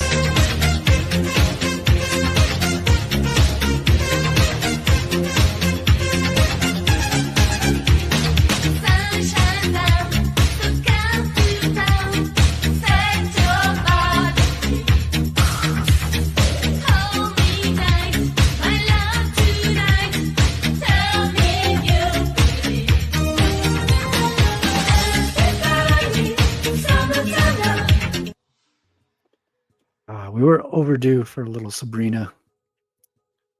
Oh, I love that song. Yeah, it feels like an injection of heroin in my veins, man. Each time I'm like, the pressure's coming down. Something like that, yeah. It's like playing video games, but with women. Yeah. Or I should say, in supplement of video games, but with women, because I have played video games with women, and it's a roll of the dice. Yeah, some are good. I have a couple of lady friends who are gamers, and they're all right. Yeah, they all suck at Halo. I've never played Halo, so I can't complain. Lady gamer. Yeah. Playing Hitman nowadays, and I'm liking it a lot. Like patience. You gotta wait for the right opportune moment. You're spending 45 minutes walking around the map. I love it, dude. I'm so down for that. I was always a fan of stealth games. Yeah.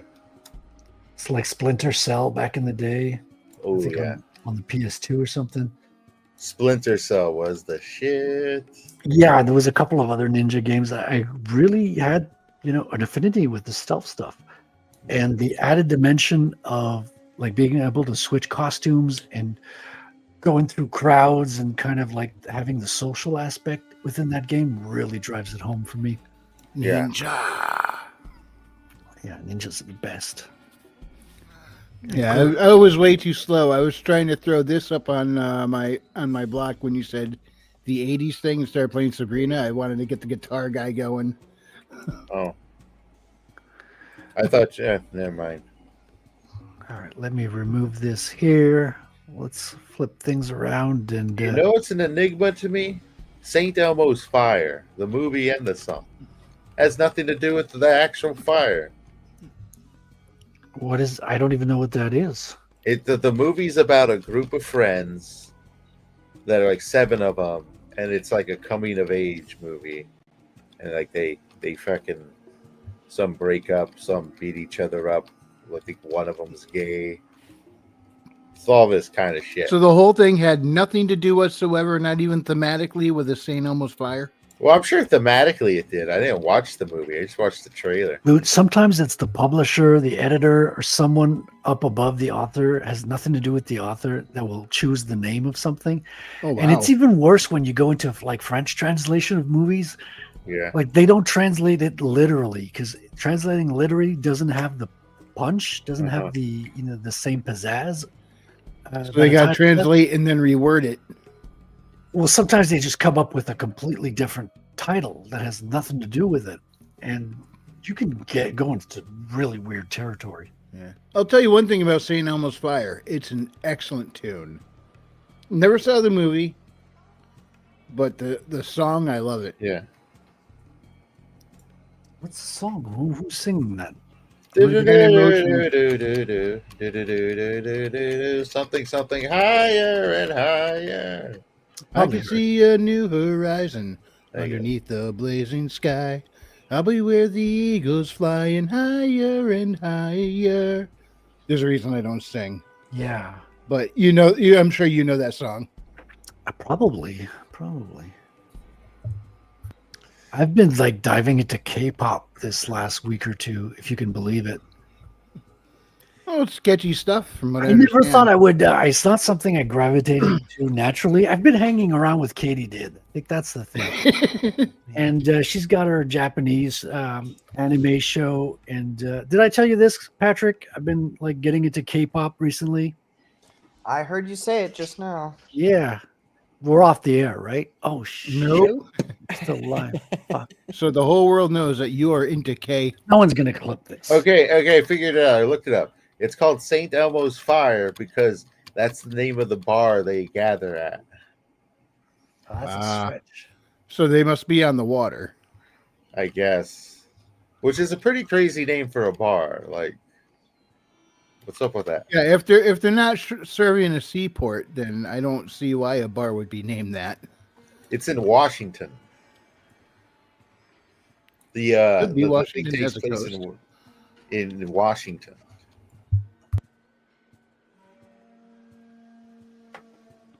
All right.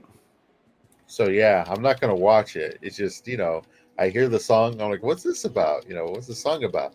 Apparently it belongs to the movie. Or we're like, well, what's the movie about? It's just fucking coming of age about kids who graduated college. And now their friendships are breaking up and shit. That sounds like like a bunch of drama. No thanks. Yeah, basically. If I wanted that, I'd watch a soap opera. Isn't every movie a bunch of drama, though, technically? I mean, Yeah, but it really depends what happens between the drama. Yeah. That Is there a hero's journey in there? that you could have a hero's journey, you could have ninja fights, you have dead bodies, have killers, spectral shit. But when it's just drama and college students, I've lived that. Okay, here's one. How about a parody where you're basically just making fun of like the comic industry of a serial killer killing off famous comic book artists? That reminds me of Jim Carrey's first TV show. Yeah? Yeah, he goes to work in it wasn't exactly comics, it was a animation firm. Okay. He's got a letter of reference. The owner says, come over, you'll be an apprentice and we'll get you started on your career. So he leaves his home, he packs his car full of everything he owns. He drives there and he arrives there and the owner's dead. He died like over the weekend. Oh, shit. Oh, That's the whole premise of the show. Show's pretty bad, but Jim Carrey's Jim Carrey. It's interesting to. that almost sounds like something that would happen to Jim Carrey. That socialist. I got a question for James. What's that? I got a couple questions for James. Oh, really? I may or may not answer them. So, first question: have you seen or read the manga of Attack on Titan? Oof. I have seen some of the show Okay. and one of the live actions. Oh God. Yes. Have you seen? They have all live of- action of that? Yeah. Yeah, dude, it's not good. They have a lot of live action. Don't look at it. Have you seen Game of Thrones? I've seen, yes, up until near the end seasons. So in Game of Thrones, who's the main character? I think it's like an ensemble. Oh, At least that's how it kind of came off to me. do you feel like some of the main characters die during the course of the show? I would assume, yeah. I mean, season one, you had your single main character, and then once his ass was dead, I think it just started to branch out from there. Did it, other than the last couple of seasons, which we all I think are on the same page about. Yeah. Did the show work? I think for the most part it did. Yeah. Okay. Yeah, I think it definitely worked because everyone was This is on the it. aha moment where you're like, well, you, sir, have No, just proved. I'm not saying anything. I'm just wondering what you thought about those two things. And from the top of my head, yeah, I think it worked for the most part. It did have its moments from time to time. I can get very nitpicky with stories. Art Hyde says, K-pop, say no to drugs, Frederick. Listen, I don't do drugs. Maybe that's why I'm leaning to K-pop is to compensate right now. Yeah, don't do drugs. Do it Let's Gangnam put the style. questions. I'm curious. Yeah, but just to chime in, Patrick, it's all about me at the end. Right. I think the show really worked, especially the first 4 seasons, because I remember everyone being like hooked on this series. And Monday mornings, like at the office, everyone had to talk about Game of Thrones for like 45 minutes before starting their day. Like it was the big thing in a lot of people's lives at the time. Mm-hmm. And I have yet to see a single episode. So at least the opening, like the intrigue, the first seasons worked really well. The setup worked for sure. That's what I'm just trying to figure out, like, I was trying to pick James's brain about, because You thought I hate those or something? No. I figured you would like them because they're good and they're well written and they're interesting, and the characters have deep motivations and they act as they ought to within the context of their motivations. But I disagree with. Well, it's like this. There's lots of things that I disagree with, and there's lots of like established methods that everybody's like, this is how you ought to do things, that I think are like, okay, well, this is how you do things if you don't know any better way to do things. I think there's better ways to do things in general than what is mostly accepted by people. And I think the best way to do things is, generally speaking, never accepted by most people. That's where you find excellence. As an example being Alan Moore, who with his writing did things that had never been done before, and he solidified himself as a legend in comic book writing. So I really go off of, and I went off that when I was in a band for a decade, and unfortunately, I think the reason the band failed in the end was because I was the only one who was willing to say, all right, what is the established, like, what does everybody want us to do? And they would tell me, and then I would go, all right, fuck that. We're doing something entirely different. I don't even care if it sounds like it's right or it's wrong. We're going to do something different. Because at this point, with the glut of media and stories and coming from everybody, and you have to make your story unique and special outside of what everybody else is doing. And so that's anyway what I push myself to do. And I found that the ensemble cast of Game of Thrones in the first few seasons, obviously the end they didn't what's the word, stick the landing. They didn't stick the landing on that show. On the other hand, I wish you'd watched Attack on Titan, because that show sticks the landing.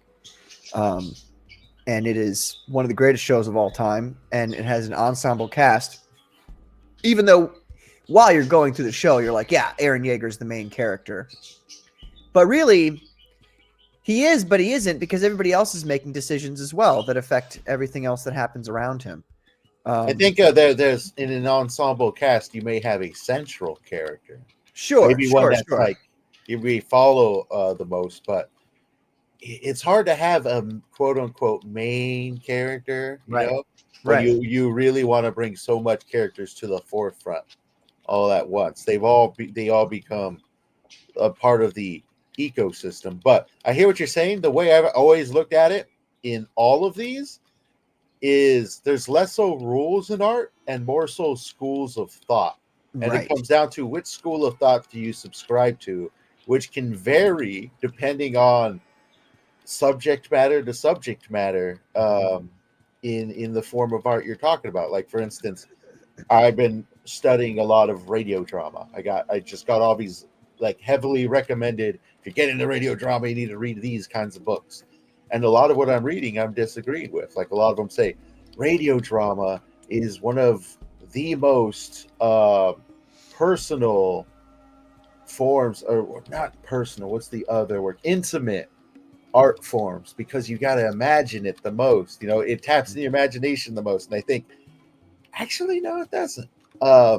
Radio is kind of something you play and then do something else, or have the hard inclination to do something else. It falls underneath like a secondariness. How can it be so personal yet so detached at the same time? I think that it can become personal because all art is extremely personal to the dedicated consumer, if you will. But you know, just a lot of stuff like that. I hear from everything, every book I read, every on art, on writing, on everything. It's all grains of sand that build up my heap of theory, if you would. Gotcha. You really should, though, James. If you get the chance, you really should check out Attack on Titan. The first episode will test you.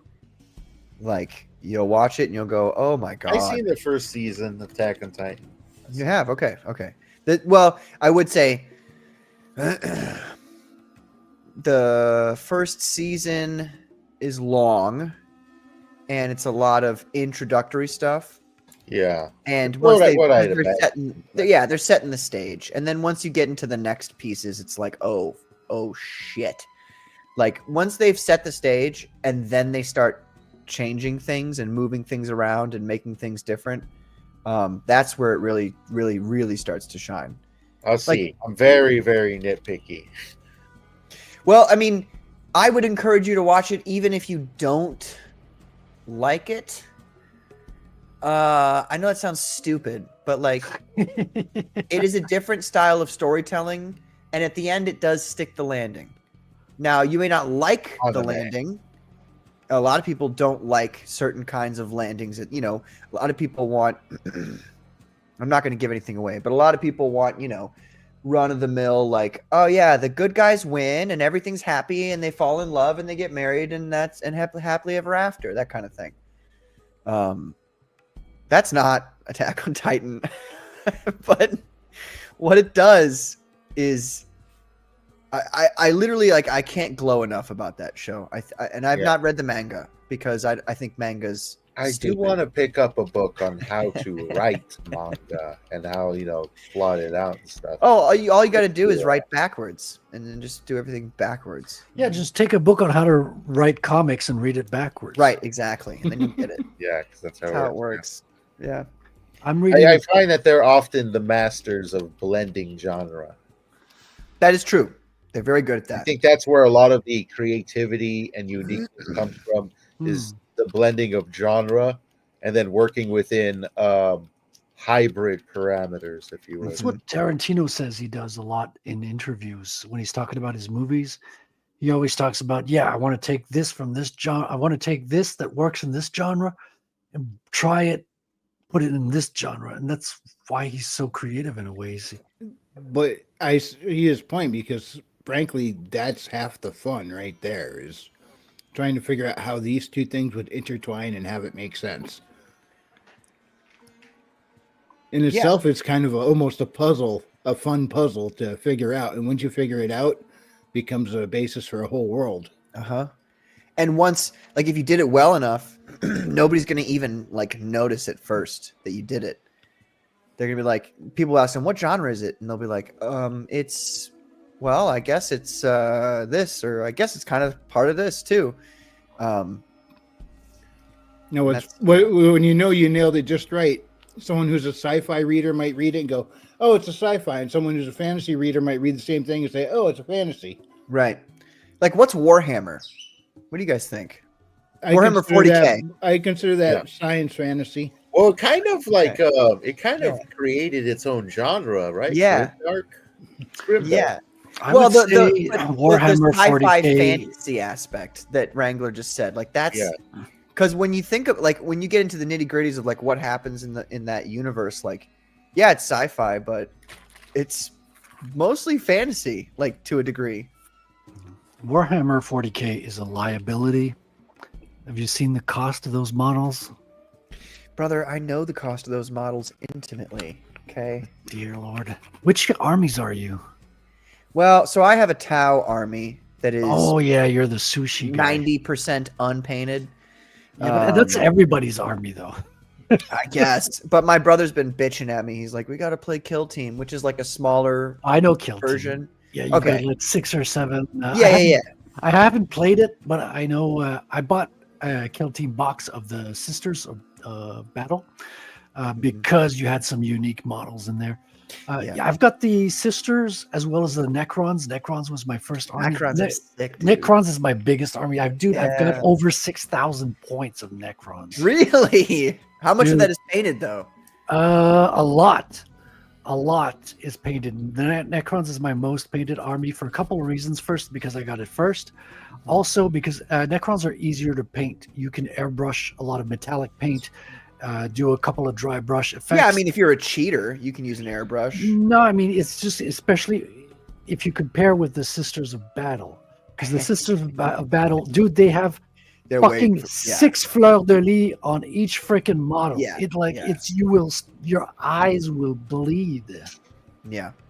Art Haida says, not to mention, Attack on Titan is one of the smartest critiques of identity politics. You can enjoy the story without even realizing it because 100%. It puts story first. Yeah, it really has some really fucking hefty things to say about not only war, how things like how war leads to more war and people's reactions to things leading to more violence in this constant cycle of violence because one side is whatever. But then, identity politics, which I think was completely lost on my liberal friends while they were watching this show. Completely lost. I don't think they understood that at all. That a lot of this is like, I was viewing it within the perspective of, what did you say? They don't have to, it doesn't have to land with them right then and there.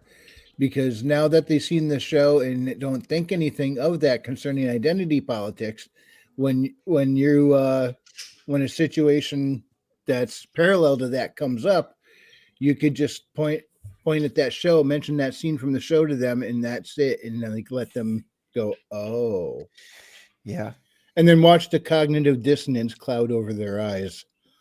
You know, it's funny, Wrangler, you say that, but like, I don't know if you've met people like this, but there gets to a point with there's no cultist liberals, essentially, that you can see that cognitive dissonance in their eyes the moment it happens, and they'll still never get to the main point. Like I've had that was the whole of COVID was like,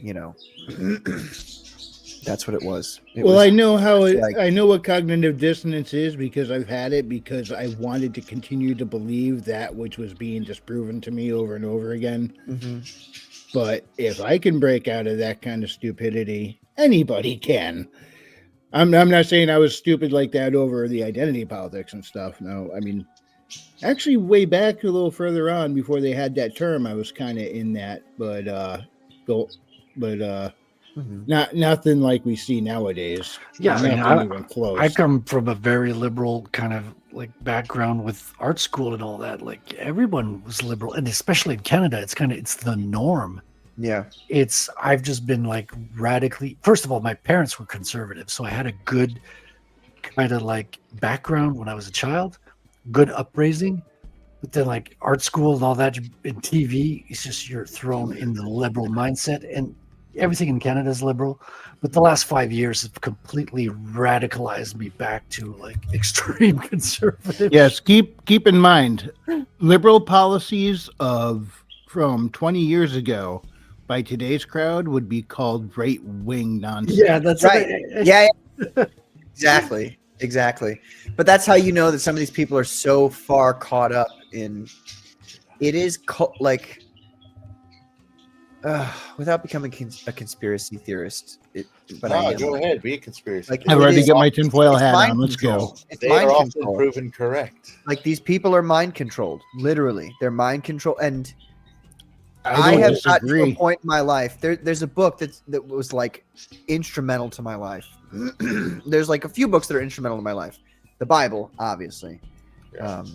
And I'm not just saying that flippantly, like, oh yeah, I'm a Christian, the Bible. I mean, like, I didn't really think of the Bible as very important until reading these other books that then was like, oh shit. And then I went back and looked at the Bible and I was like, oh shit.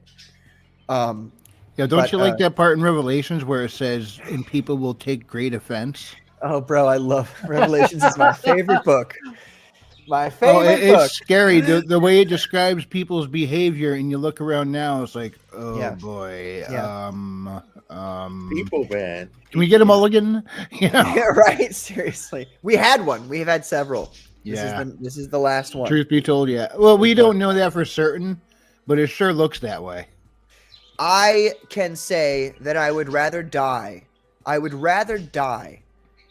rather be killed by somebody than to say I don't think that there was a civilization before this one.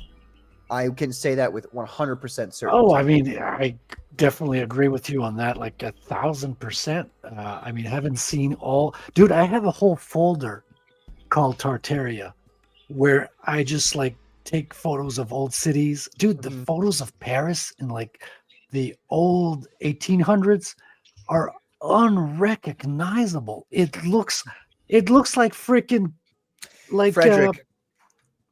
The Victorian era? Tartaria. No. You're talking a pre-Adamic race, right? I'm talking like this. You grow up like I did, conservative, Orthodox, Roman Catholic, and the Catholics are like, yeah, well, and this is not just the Catholics, it's everybody else as well. The Catholics are like, well, some of those things, the Bible's not it's not supposed to be taken historically. It's supposed to be taken this, and that, and the other. And after reading two books, one called The Passport to Magonia by Jacques Vallée, who's a French statistician. So Frederic, you should enjoy it. You could read it in French, I imagine. And the other one is The Morning of the Magicians by two other Frenchmen. What's his name? I lent it out to a friend, so I don't have it with me. But The Morning of the Magicians by something Bergier, Bergier, and another guy. It was written by both of them. Those two books like opened up my mind to the concept of, because I had seen at that point I'd seen a UFO like with my own waking eyes, my own sober waking eyes. And so was it a black pyramid? It wasn't a black pyramid, it was a black triangle though. Triangle, there you go. Yep. Oh, yep. Third person I've met that's claimed to have seen one. Well, I'm almost 100% sightings sure of that aircraft has become quite common over the last 20 years. Yeah, and actually during the month of October in 2018, it was apparently a very common sight. So much so that when I was still naive, and I made a report to MUFON, the Mutual UFO Network, and I said, I made a very detailed, autistically detailed report about what I'd seen. And they were like, hey, you want to come on down and talk to the folks about what you've seen? And I was like, what, me? And they were like, yeah, well, you've got a really, really detailed report. And there's been a lot of reports in this past month, a glut of reports of black triangles. And I was like, okay, well, I'll talk about it. And that was the last time I ever went to a MUFON meeting. I used to go, like I've gone to at least 12 or 13 of them. But the last time I went, because there were two problems with it. I went up and I gave my little speech, and people started asking questions to me. And I said that when I was going home from work after I'd seen it, I called my dad and I, in tears described to him what I'd seen. Because unless you've seen something like that, you can't really fathom what it's like to experience something that's so far outside of the bounds of credulity so far outside of the bounds of like things that you experience in daily life, and Like a people will state just of shocking awe. yeah, and people will just fucking laugh at you. You know what I mean? Like that's their instant response is just fucking laugh at you. That's But on their you know what you program, saw. man. You know what you saw. So anyway, I'm telling this to my dad, and he's like, you know, it's probably a demonic trick. And at the time, I was like, you don't get it. You don't understand. And so I said that to the people at MUFON, and they laughed when I said that my father called it a demonic trick. And that didn't sit right with me. Believe it or not, I agree with your dad. I agree with my dad now. These are Yeah. fallen angels. I think my dad, like I've spent a long part of my life being like, I know more. I know better than he does. You know, I was there. And what it comes down to is my dad has such great wisdom. I'm so lucky to have the parents that I have. My dad is a saint living amongst us. And he is very wise, far beyond his years, which are advanced, but he's far, like anyway, the point is that they laughed at that. And then I said to the folks at the MUFON Network, I was like, this doesn't bother you guys? And they were like, what do you mean? And I was like, well, like I've seen one with my own eyes. Many people have seen them with their own eyes. Many of you here have stood up here and told us you've seen them with your own eyes. And yet you're still asking NASA to release this information. You're still going through the correct channels. And that's when you know they're nuts. If they're ever going to expect a straight answer out of NASA, they're insane. Well, it's the slave. I call it slave mentality. Most people, the vast majority of humans desperately desire to be ruled. They desperately desire to be told what to do, how to act, how to live, how to be, what to believe. That's right. All this stuff. And I realized it then and there that they're not interested, because from my perspective, it's like at the time I was like, aliens are real. Holy shit, the government's been hiding this from us. That means the government is treasonous to the highest degree. Like they need to be held accountable by the sword, essentially, for this lie that they've perpetrated against the people of the world. That's honestly how I felt at the time. And I still actually kind of feel that way. People who obfuscate the reality of the phenomenon, you're treasonous against the entire human race, and you deserve nothing but scorn and death. And that's actually kind of how I feel about it. But like they were all just like, well, you know, that's how it is. And I realized then and there that it was not like they didn't have beliefs about this stuff. It was like a hobby. You know what I mean? They were like, you know, I like looking at UFOs. It makes me interesting or something like that. And I realized that they were beneath, and I'm sorry to say, I guess I'm not sorry to say this. They were beneath me in my actual, like, I'm trying to fucking figure out what the fuck's going on here. You guys don't give a shit. You seem to think that, well, you know, the government will hand it to us one day. No, what do you mean? They spent 80 years lying to you, to your fucking face. And you think they're just going to hand it over? Like, I'm sorry. I'm sorry, James. What'd you say? Lying to each other. Because, you know, the quote unquote government is essentially a bunch of different branches who communicate with each other, sometimes through third party.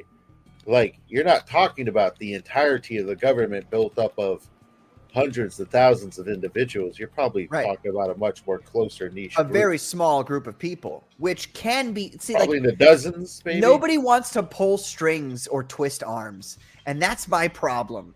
Like that's my big. If this were the biggest problem in the universe, that would be that is the biggest problem in the universe. Nobody wants to twist arms and pull strings. The whole Jeffrey Epstein thing, it's all swept under the rug now. You pull on that string, you get to names of top level individuals in government and corporations across the world who are guilty of some of the most egregious crimes on the planet and deserve to be killed, shot and killed legitimately. Pedophiles, no, get them out of here by the sword. And you've got this situation where, speaking of which, on an unrelated note, Dick Cheney passed today. Yeah, right. Actually, yeah, you know, fuck them. We need to team up because I got a great idea for a comic book. Check this out. It's about conspiracy theorists who find out the CIA is actually a full-blown satanic cult. Well, we can't. I can't double up. Let's do do it. I'll write it. I, We'll get the plot going. what am I gonna do? I can't draw. You got your paints all in front of you, Patrick. You got time. Learn to draw. You're right. You're right. We don't need him, Frederic. You're Good. tapping We into it. don't need him. You've been We're replaced, tapping into Patrick. it, Frederic. You know, there's a character from the CIA in Phenomenon, and that's kind of what we talk about in Phenomenon to Yeah. a degree. Yeah, I've got a little bit of that in my book as well, with the psychic spy storyline as well. Secret underground networks of that. No, I mean that's shit. It's documented. I got a pile of books, man. Pile of books on deep state shit. I'm pretty fucking deep into that. Yeah. Hey, Draw Zombie, what's up? Hold on. Is it really zombie? Let me check. He says woo, checks out. It is Draw That Zombie. checks out. Yep. Yeah. What's up, Zombie? I checked to make sure Zombie he's boy. not. I hope each of you have read the book Confessions of an Economic Hitman. I've heard a lot of interviews with the author. I have not sat down and read the book, Get but yourself an audio copy. yeah. I'm going through the audiobook of Otters currently, but yeah, I think that would be a good choice. Then Gray Lady Winked is also another good one. It's basically just documenting all the lies from the New York Times. It's got to be a big book. It's pretty fat. It's pretty fat. Venona Project, also another good one. How the U.S. lost the secrets to the nuclear program. I mean, a really good one, if you haven't read it, is Creature from Jekyll Island. Oh yeah, that one. Which is how the government of the United States lost control of its economic power. All the people who were fighting the Federal Reserve were all on the same boat. You might have heard of this boat. It was called the Titanic. Oh, what a coincidence. Yeah. Oops. And there was another boat exactly like the Titanic. It was its sister boat. And there was they caught that boat being burned. So they were burning a fire right next to the hull where the Titanic struck the iceberg. I forget what the name of the sister boat was, but anyways. So basically there's a plausible theory where the boats were switched up because one had insurance and the other didn't. So you could just switch the label of the two boats. Anyways, a fascinating topic as well. I'll have to look into that. You know, mass death is always a. Frederic knows I'm really deep into so much different conspiracies that revolve around a lot of different events. Mass death is always a tricky one to look into because it's usually not the best way to hide one small thing or one thing you're trying to get rid of. If you're trying to get rid of a handful of people, usually not the best to kill all these other people. Many of them who were very the cover up is worse than the crime a lot of times. Yeah, but a lot of the people on there are very wealthy and powerful people in themselves. Oh, dude, they were the wealthiest, right? We're talking the big bankers. Yeah. That's. I'll have to look into that.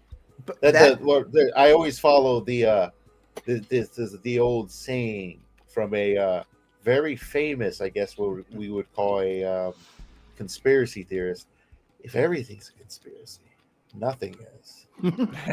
So every new conspiracy, approach it very softly, look around underneath every board, and always try to disprove it before you try to prove it. That's how I feel about Tartaria. I think Tartaria is very, very, very, very fake. I guess it's the best way for me to describe it. Well, hold on. I'm sorry, Frederic. No, before we go on, I don't want to just sweep this. Yeah, go ahead. Tartaria it's on the old 1400 maps. It's a region. It's on globes. It's on all the old maps. It's a region that existed in Russia and the Mongolian area north of China back in the day. It's not a theory. Tartaria is just a collection of facts. That's the thing. There's no overlying theory. No, but the assertions made by people who support the idea of Tartaria are laughable. at their face, is what I would say. Also, from what I've been able to, because I did do a minor research into that Tartaria was sort of like just a roundabout name they gave locations they haven't explored, particularly that region. No, you can see maps which are clearly denotated in Tartarian. There's references to the Tartarian language in North America as The main well. problem is the assertions made about Tartarians' technological achievements and levels, architectural, all that kind of stuff. There is nothing to support those claims. Zero. Okay, but we're talking two different things here. Like, let's not throw out the baby with the bathwater. I'm saying there was a region called Tartaria. Sure, there was a region called Atlantis too. 100% think. I mean, but Tartaria could have just been a like James. Well, the was thing saying. with our Atlantis is like down to one author, right? Plato is the only one source on Atlantis, as far as I'm aware of. I think there might be a couple other, but he's the main one that people point to. Yeah. Yeah. No, Oh, that's the stuff I was able to dig up is it was primarily used as a general catch-all term to unexplored locations, territories. Right. Which makes sense. That makes sense. Yeah, Now, they did go deeper into it, but that's just what I can remember off the top of my head. Like I'd have to. I'm just saying, Frederic. I'm saying this. That whole like the mud flood and it wiped it all. Like I don't. That's all. No. Complete bullshit. Like, do you think mud floods did not exist? I don't think mud floods didn't exist. I'm just saying that level of civilization could not have been wiped out in a single day or a very short period of time by mud floods and then completely covered up by everybody across the world. You're in the past 2,000 years. That's all I'm saying. Yeah, no, but you're defending assertions I'm not making here. That's the thing. But those are the assertions that Tartarians make, though. But that's okay. I got you. Those are the big ones. What's the assertion you're making about Tartaria? So, the interesting thing about Tartaria, it's history that's kind of lost to our modern culture, right? So these are things that we don't learn in school. You see it first when you look at the old maps. You see the regions of Tartaria, which is mainly the old Russian area, right? Mm-hmm. And what people have been tying to the Tartarian keyword is photographs of all the old cities before the First and Second World Wars, the immense architecture. So there's a lot of old world buildings, old churches, especially around what they would call the World Fairs. Yeah. Incredible structures that have been photographed, and they are astounding structures that we cannot build nowadays. Right. And for me, I'm not defending any theory at this point. I'm just fascinated by the collected visuals of all those elements that are in complete contrast with the absolutely deteriorated state of architecture today, right? Why do you connect those two things? Why do you connect architecture like what you're talking about is architecture made by Christians. Christianity thrust the world into a level of ingenuity and beauty in creation and architecture not seen for 11,000 years. And so I don't understand why we're taking away the ginormous victories of technology and architecture that Christianity brought to the world and just giving it to Tartaria. That's the thing. I think you've read a lot of stuff that I'm not affirming here. So I just want to make that clear. But what, like, how are you making a connection between the pictures of things that so obviously photography didn't exist, for a long time. So obviously these things people are taking pictures of happened in the last, at best, 150 years. How are you connecting those architectural, beauties with Tartaria? How does that connection happen? Right. Okay. So it's the theme. It's not the people. It's not the thread. Now, in the particular locations of Tartaria, there are also structures like this, but it's collected by a theme. So don't read into it more than I'm bringing to the table. it's the theme of this lost history. So all these photographs are absolutely amazing structures that we do not see. We're not taught these at school. And another fascinating kind of like chapter in this kind of like forgotten history, everything that goes around airships is also like an incredible chapter in itself, because first of all, in the history of flight, everyone knows the Hindenburg, and that's the only thing everybody ever knows about airships. It's the Hindenburg. It was, filled with gas. It crashed, and everybody stopped using them. Right. Right. There were complete restaurants. There were flights across the Atlantis that took 2 days. Atlantic, sorry, not Atlantis. But it was a very common means of travel. There's photos of blimps parked on the skyscrapers in New York. There's photos of blimps parked on the Eiffel Tower at the top. It was a common method of transport across the world back in a period. And nowadays, it seems like only steampunk fans know they exist. Well, that's the thing, is everything about this incredible chapter of history is relegated down to the Hindenburg burning one photo, and we quickly gloss over this in school.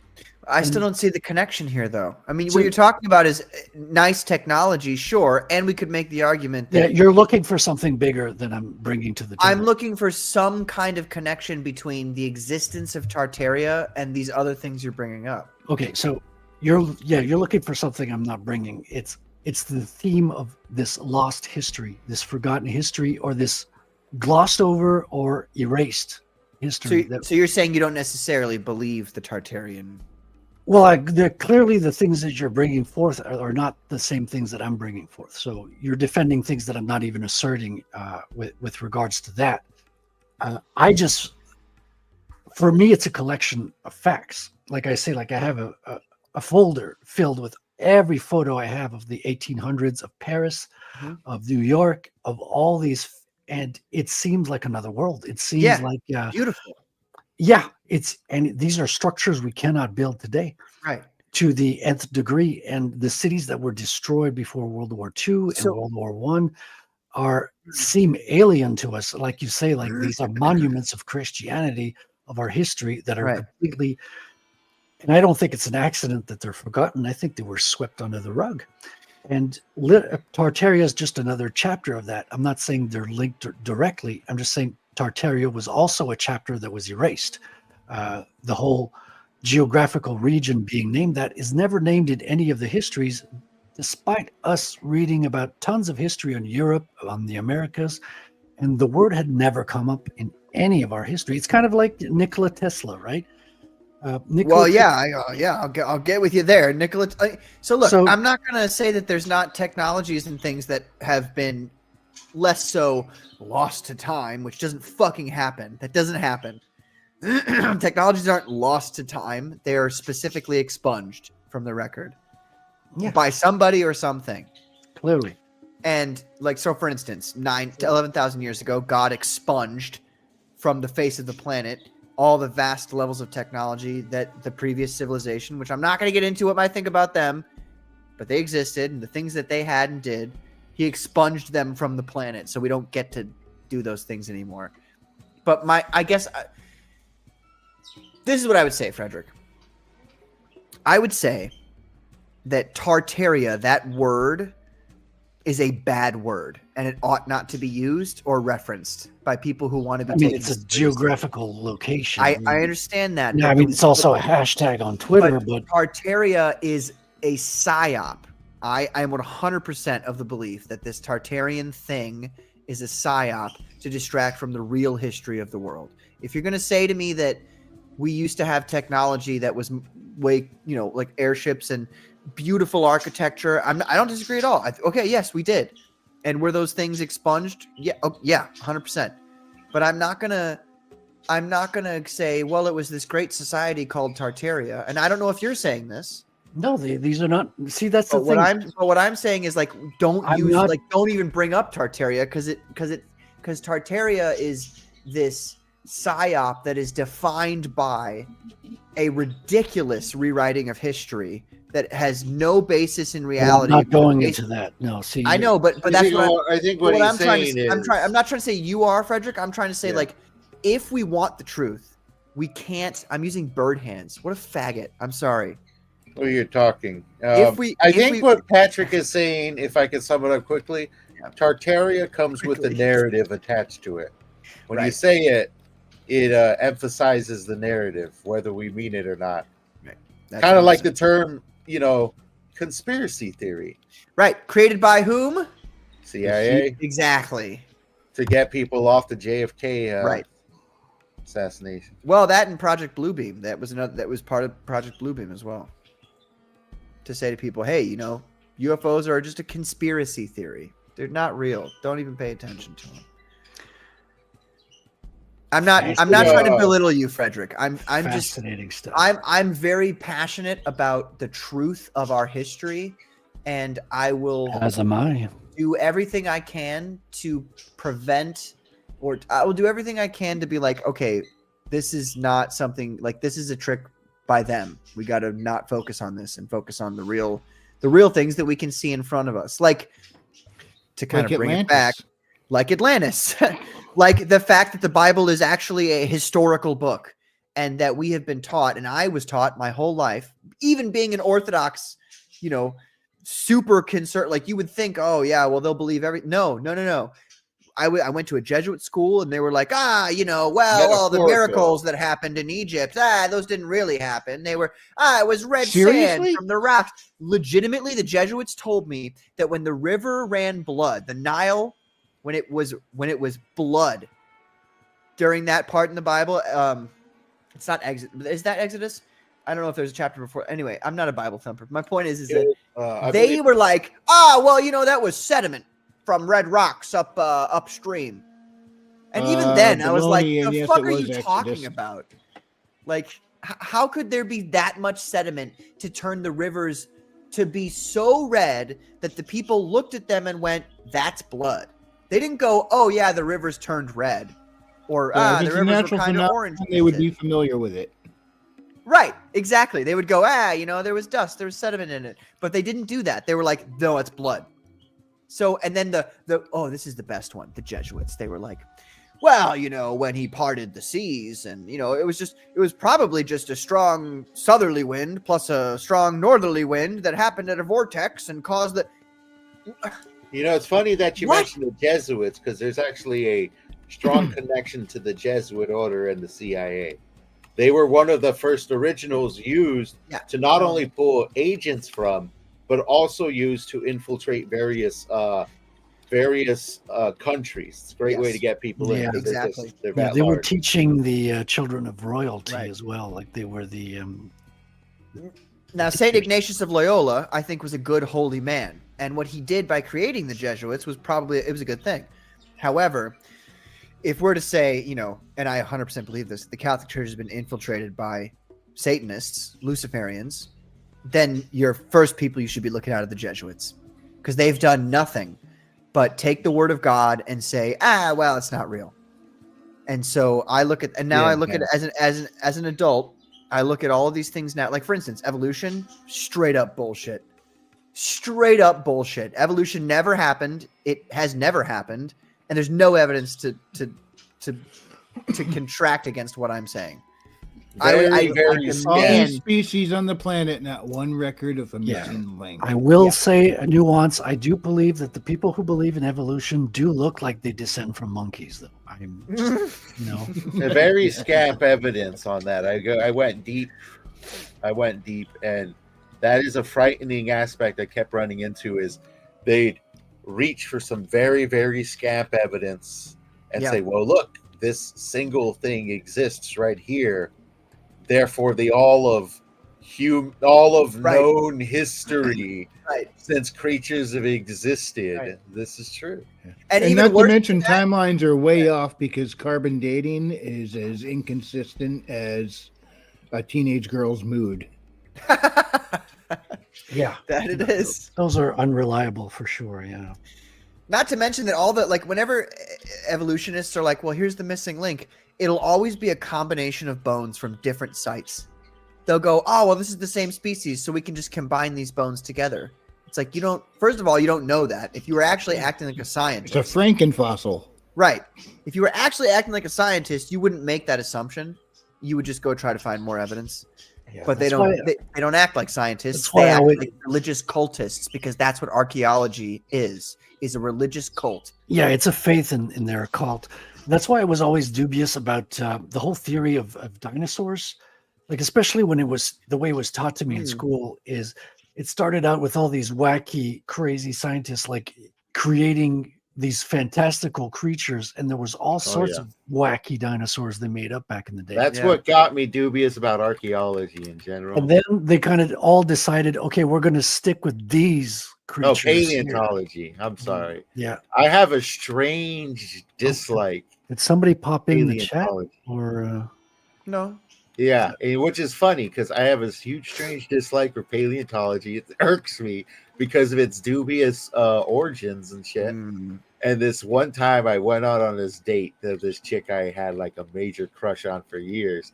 Finally get her to go on a date. We sit down, and what is she into? Paleontology. Wow. I sat there and I was like screaming inside, like, no. James, I was in the opposite position of you. Yeah. And now I feel stupid.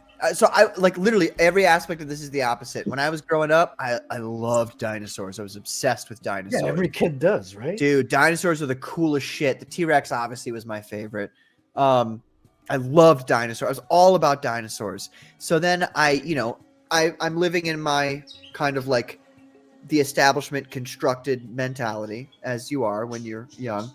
And I go to college and I meet this chick, and bro, she was a straight up babe, like a straight up babe. And she's like, oh, I'm kind of like hardcore Christian. And I was like, awesome. Like, so am I. Like, this is great. Like, let's go on a date. And she was like, that sounds great. So we went out and we got lunch. And I told her a story about how I went, when I was 16, my dad took me to Chicago and I saw Sue, the bones of the T-Rex or whatever. And it was just an innocent story I was just telling because it happened to be the conversation the way it went. And she goes, real quickly. Yeah, she goes, oh, but dinosaurs aren't real. Like, that's a trick from the devil. And instantly, my brain goes, all right, we're never seeing this girl again. Like, see ya, bye. And now I get to my adult age, and I'm like I'm not fully against the concept of dinosaurs fully right yet, just as I'm not fully in favor of flat Earth right now. I'm not, I haven't like made a decision, but like considering that I believe that literally giants roamed the Earth and then were wiped out by the flood 11,000 years ago. Now I'm beginning to think like, wait a minute, are dinosaur bones just Nephilim bones? But like, like they're calling them something different to explain it. So I don't think so. Now I'm like, I blew it with that chick. Totally. For me, I do believe dinosaurs existed. I just don't believe we know a quarter as much as we even think we do. Because I'll be like on YouTube, you watch these things where they have like these almost full-blown nature documentaries about how the prehistoric age. Yeah. And I'm sitting there thinking, where the fuck do you come up with? How do you know? How do you like the best you may be able to do is tell us what they look like? Even that, their basic shape, maybe. Yeah, they're because you just have bones. You can't possibly like. Do they and have then if you look at them every 6 months, because when you watch them, they talk like everything they're saying is true. They talk like they're spitting out facts. Yeah. And then every 6 months, you find another video that'll inherently prove some shit in that previous video you're watching wrong. I'm thinking, this is the entirety of your history is just proving yourself wrong and talking like you know a thing. Right. But dinosaurs definitely couldn't live on Earth today because of the gravity problem. But pre-flood, we probably had a very different environment on this planet. Have you ever looked into gravity? That's what I was about to say. Gravity, you rube. No, but seriously, look at the invention they made to measure gravity. They've only measured it once, and tested it again another time. It's so ridiculous. And everything is based on these numbers. And it's this crazy, wacky guy who built a machine in his home. It's so absurd. Look into it for curiosity's sake. Hey, here's know, one it's for you. more real I don't than think black gravity. holes are real. Oh, what do you think they are? Well, they created Plasmoids. them. They created them to compensate for the math that didn't add up. Exactly. Well, they're trying to figure out how everything's held together by gravity alone, and they're leaving out electromagnetic forces. Because look at the stars at the outer edge of the galaxy. Why aren't they flinging off? And they just say, well, there's got to be gravity keeping it from happening, but they don't have enough mass in the galaxy to equal the gravity that their numbers tell them they need. So they invent. I mean, Einstein, when he came up with the black hole, was it Einstein that came up with the black hole? I think it was a theory. He never said it was. He said it's a theory. And then we find things at the center, and they go, "Oh, this proves them right," but there's still not enough gravity with that to do everything. So they start coming up with things like dark energy matter. and all that crap. Dark matter. That's where that comes in. Yeah. You know, Now, dark matter also could just be something that's not lit up, and so we can't see it. I They're mean, questioning dark matter right now. sometimes they get so far into their own lies, though, and into their own like self-obsessed scientism, that they end up telling the truth. Like, despite well, that's why themselves. they say science advances one funeral at a time. Yes. I will say this about the sciences when you get into like these, when you're looking at the microscopic, or I guess what they call cosmology, you're looking at the cause of the whole.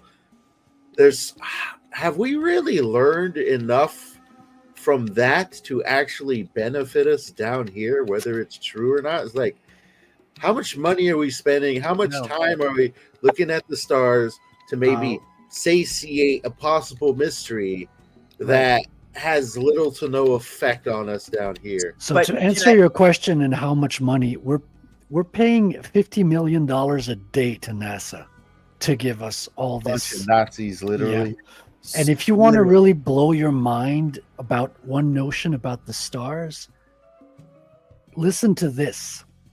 There is no parallax effect on the stars in the sky. What is parallax? Can you explain that? Sure, right. So if you're driving on the highway and you look into the distance, say to your right while you're driving, so you'll see a mountain towards the, close to the far away, and then you'll look at the telephone poles, right, as you're passing them. So the telephone poles will go really, really fast because they're close to you. And then the houses beyond that will go a little fast, but a little slower than the telephone poles because they're further away. And that mountain in the background seems to move not at all. Right. Because it's so far away that it's barely perceptible. Parallax is how they give that 3D feel in a 2D side scroller. Yes. I still don't understand. I understand I've gotten mods for Fallout 4 with parallax, but I don't know what I did. Right. So it means all the stars, the constellations all move together. There's no stars that are further back that move slower than the stars that are closer. So so that means they're all at the same. I'm glad you said that. There They're all you at the go. same altitude, is what you're saying. You just clicked it. Yeah. Okay. That's the thing. So I have something to say that I realize now, and I agree. I believe it 100%. And you guys can call me crazy if you want. The stars are not stars. What do you think they are? I can look up, and I don't know if anybody else can do this. I'm sure there's other people who can do it. I questioned it at a MUFON meeting one time because I have spectacular vision. Like, I have unbelievable vision. And I would look up and I'd see the stars, and they're multicolored. Like, they flash different colors. They're all shimmering. The time. Yeah. Yeah, they shimmer with different colors. Have you seen amateur videography of stars? I have. Yeah. They look like little like orb things. Well, they look like lights through water. Right, exactly. And so I used to mistake that for UFOs, because there's a period when after you've seen a UFO, there's a period, I think, for a lot of people where like you think everything's UFO a UFO. fever. Yeah. And I had that hard, I would say, for a good bit of time. But now that I'm out of it, I can still look up and I can look at the stars and go, that's not white or yellow. It's multicolored, and it'll flash different colors, and I can tell you what they are the moment I see them. And then you see those videos of those people. I think the stars are angels. They're the correct watchers, the good watchers, the guardian angels. Yeah, that's what I was going to say as well. I agree with you. I 100% think that now, and you can call me crazy if you want. Are there other planets in the universe with suns? Sure. But I am 100% convinced now that NASA and everything that they have done has been to disprove God and to NASA is knowledge. NASA is a Hebrew word that means to deceive. Is it really a Hebrew word? Yeah, I didn't. Oh wow! I gotta look it up to verify. Trust but verify. Nothing personal, Frederic. But now there are mentions in the Bible. Listen, I'm not selling anything. You don't have to believe anything I'm telling you. I'm just relaying the stuff I've seen as I never researched anything anybody tells me until. Well, as you should, right? Trust, don't verify, right? Right. No, I mean trust but verify. Don't trust, verify is what Do I'm both. trying to say. Why not? No, Patrick. There is. I think there is somewhere in the Bible where it says, when Lucifer fell and a third of the angels with him, that a third of the stars fell from the sky. I know it does say that, doesn't it? It's really curious that it says that. No, I'm sorry. I'm not yelling. I'm not on board with it. But I'm not dismissing it either. I remember this old Bible lesson from decades past. Well, not going on decade past now, when I was literally studying the Bible every single day, and I'd go to my teachers basically every single day. The concept of the three heavens that the Bible talks about, because it mentions heavens with an S, and they are the earthly heaven, the angelic heaven, and the celestial heaven. Yep. The celestial heaven is the second one prior to the angelic heaven. And if I recall, that's where Lucifer resides currently, is in the celestial heaven. Unfortunately, Lucifer currently resides on Earth. I'm inclined to believe that Lucifer, and this, obviously, I'm always willing to learn more about these things, because you Protestants have a lot more knowledge about certain specific sections of the Bible than I do. So I'm not gonna. It's the only thing we read from, bro. It's the only thing we read from. Fair enough. You guys have a lot of. Yeah, I thought Maccabees was a sports bar. Probably is too, man. That's a good name for a sports bar. But oh man. You got me with that joke. I don't even know what I was going to say, Wrangler. I'm going to get into up here. Well, I've been looking for. Oh, James, you're muted. Sorry, go ahead, Frederick. I was just going to say we've been over the show time for about 50 minutes now. It's been such a fantastic conversation. I didn't see a spot to interject, and didn't want to cut it off prematurely. But if you guys have some parting thoughts, we can go into shill time now, unless you guys have final thoughts. I believe the phrase is "hit it." No. Oh wait, what were you going to say, James? No, nothing. No, go ahead. Any last comments, Patrick, before we hit it? I think he's already hitting it. All right, let's go. Hit it!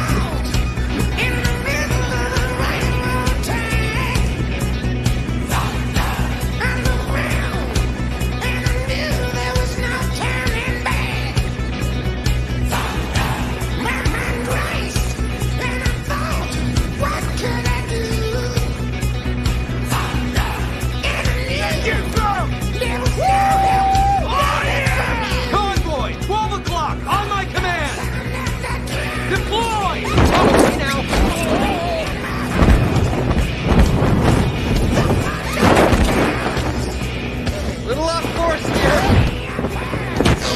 Ooh, holy mommy fucking shit! Oh, there they are. Look at these gorgeous sons of bitches. And Patrick is stealing Corey Barton's line here by saying no. I assume he means don't end the show. I'm around people who are like, don't call me crazy for saying shit. So No, I agree with most of what you're saying. By the way, I mean everything Can I say one more thing before we move on? I just feel like the wheels within wheels. Yes. That I don't know what that shape is called or that geometric design is called. But from Pisces? I don't know. Is that what it's called? Or are you talking about the flower of life? I'm just talking about when you have a wheel and then multiple wheels like revolving around each other. Inside each other. That plus the light source of the angel's core soul is what I think stars are. Because when I look at them, or when I look at the high-res videos of them, it seems to me that there's shapes moving in front of the light source and causing it to be distorted. It doesn't look like a tumultuous orb of water that has a light source within it. Although I can see why people would say that. In my mind, it looks more like multiple ring objects revolving around a light. You know who you get a kick out of? There is a geometry to it. Patrick, you would get a kick out of Hugh Ross. Hugh Ross. You get a kick out of him. He goes into all of that involving the stars, and he goes at it from a Christian perspective. He's a well-known, I believe they call him cosmologist, guys who study the stars. Christian apologist, old Earth creationist. Okay, now we're on the same page. Let's go. I haven't checked out his old Earth stuff, but mostly his stuff on the stars. He has a thing on UFOs that's pretty good. I'll have to check it out for sure. Yeah. Another thing you might want to check out, Patrick, is electric universe theory. I think you'll get a kick out of it. Electric. That sounds a lot like ancient ice theory. Electric. You know what that is? No, I don't. The ancient ice theory is, so this is what I was talking about, that book, Morning of the Magicians by Jacques Bergier. His name is also Jacques. Yeah, you don't pronounce the S. It's Jacques. It's Jacques is what his name is. You don't pronounce the S. Jacques. What's his name? Jacuzzi? No, but they were talking about this little-known theory, little published, little historically documented aspect of the Nazi regime, that the Nazis, the highest levels, believed in this thing called eternal ice theory, which was a pagan belief that, long story short, everything comes from ice and fire, yada, yada, yada. The old that's straight out of Norse mythology.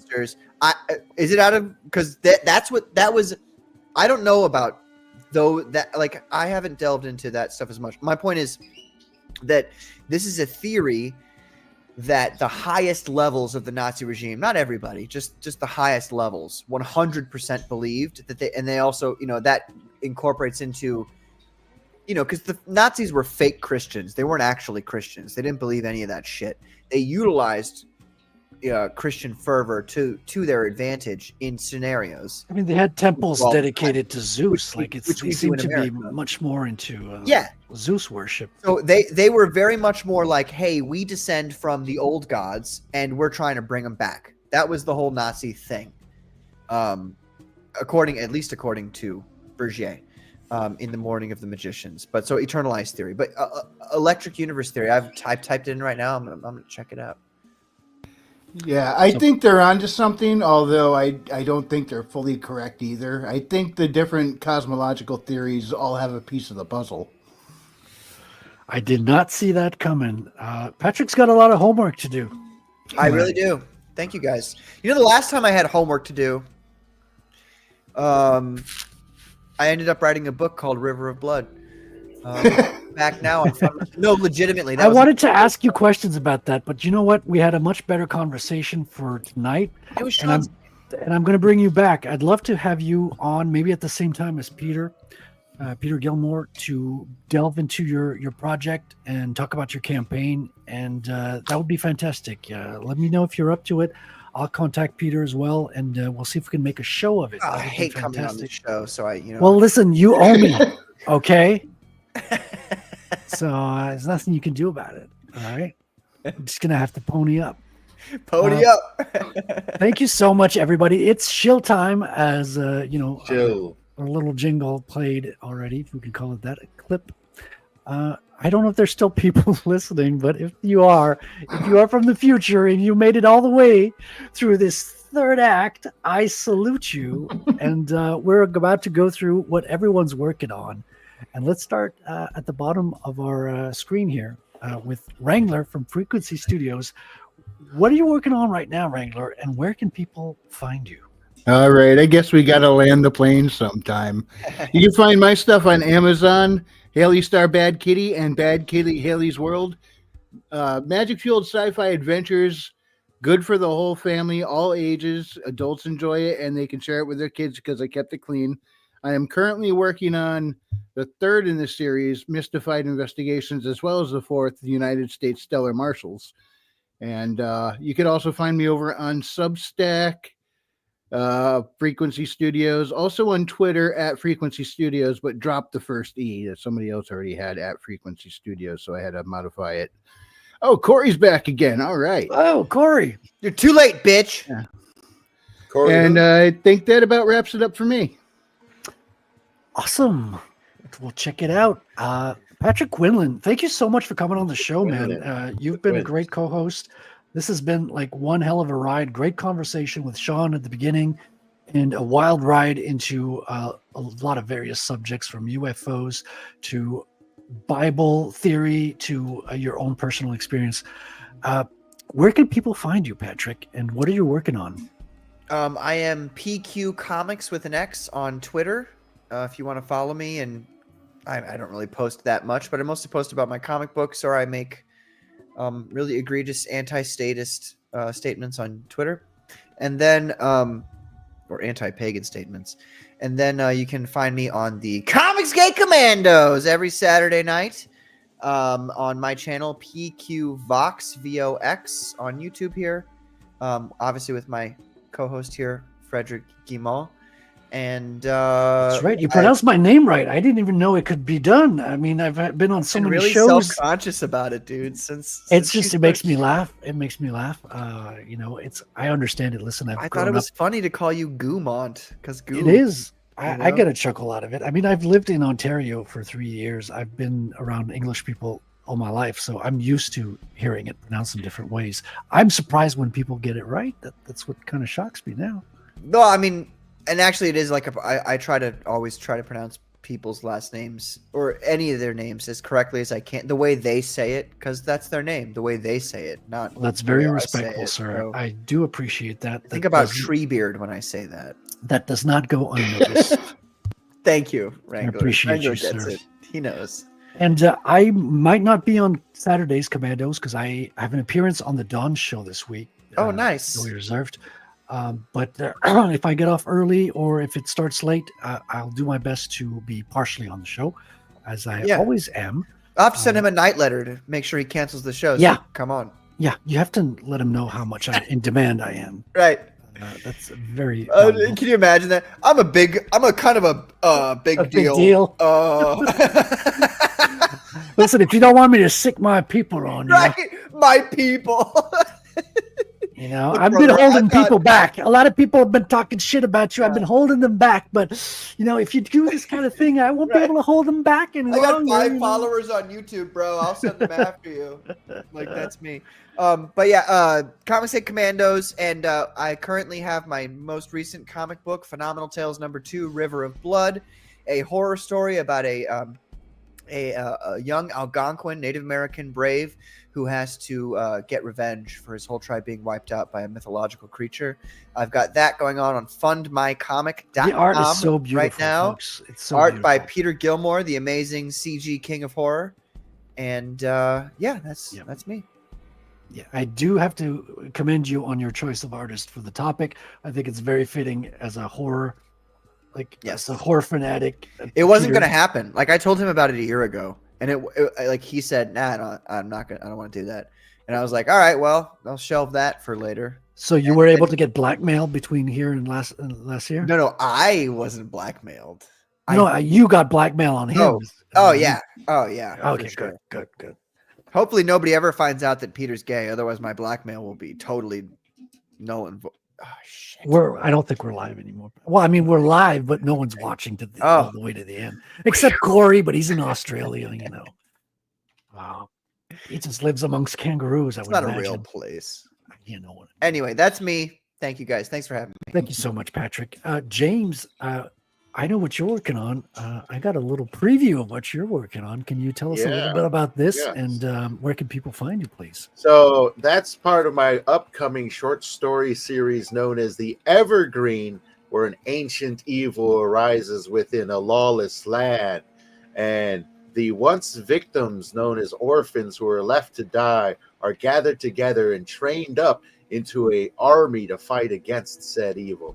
You can go ahead and follow the short story series to be released at worldwithoutendlore.substack.com. It's going to be really fun. It's going to be about 14 episodes long, or short series installments long.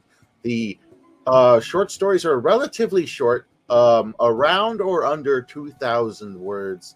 You're going to consume them easily. They're going to be fun, and I'm going to release them weekly. But with that said, I want to take that time. I'm going to show my face here for a second, and I'm going to show off. Put me full screen here. It's his face. Oh my God, I've never seen his face. Yeah, it's been a while. I used to go full face all the time. Hold on. But I'm going to take that time to show off my conspiracy book collection that I think are really great to check out. First off, Men Who Stare at Goats. You may have heard the movie. You need to read the book. It's really great. And then another one that's actually pretty much unheard of, but the story's worth looking into. Unit 731, cover-up of Operation Paperclip of the East. Oh. Absolutely must look into. They made a horror movie literally based off of this. It was a testing facility where the Japanese tested tons of diseases and tortured people to death with gases to see how long they'd stay alive. We hear that you could only live without water for like 3 days before you start to die. They're the ones that figure that out by actually dehydrating people on purpose. Another great book. If you're an American, you should read this. Okay, Confessions of an Economic Hitman. It's all about how the deep state used your money to help destroy other countries. Got to check that one out.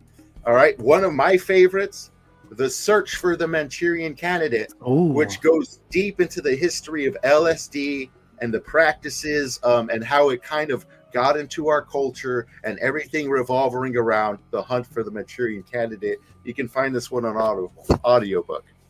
All right. Another one with a long title, but also another one that Americans should read, The Belarus Secret. This was literally written by somebody who was hired in the United States in a department that was dedicated to hunting Nazis. He was a Nazi hunter. That's what they called him. It says, The Belarus Secret, the first full account of an extraordinary clandestine operation carried out in direct defiance of presidential orders, how certain government agencies in the aftermath of World War II smuggled into the United States hundreds of Nazi collaborators from Eastern Europe and have continued to protect them from investigation and deportation.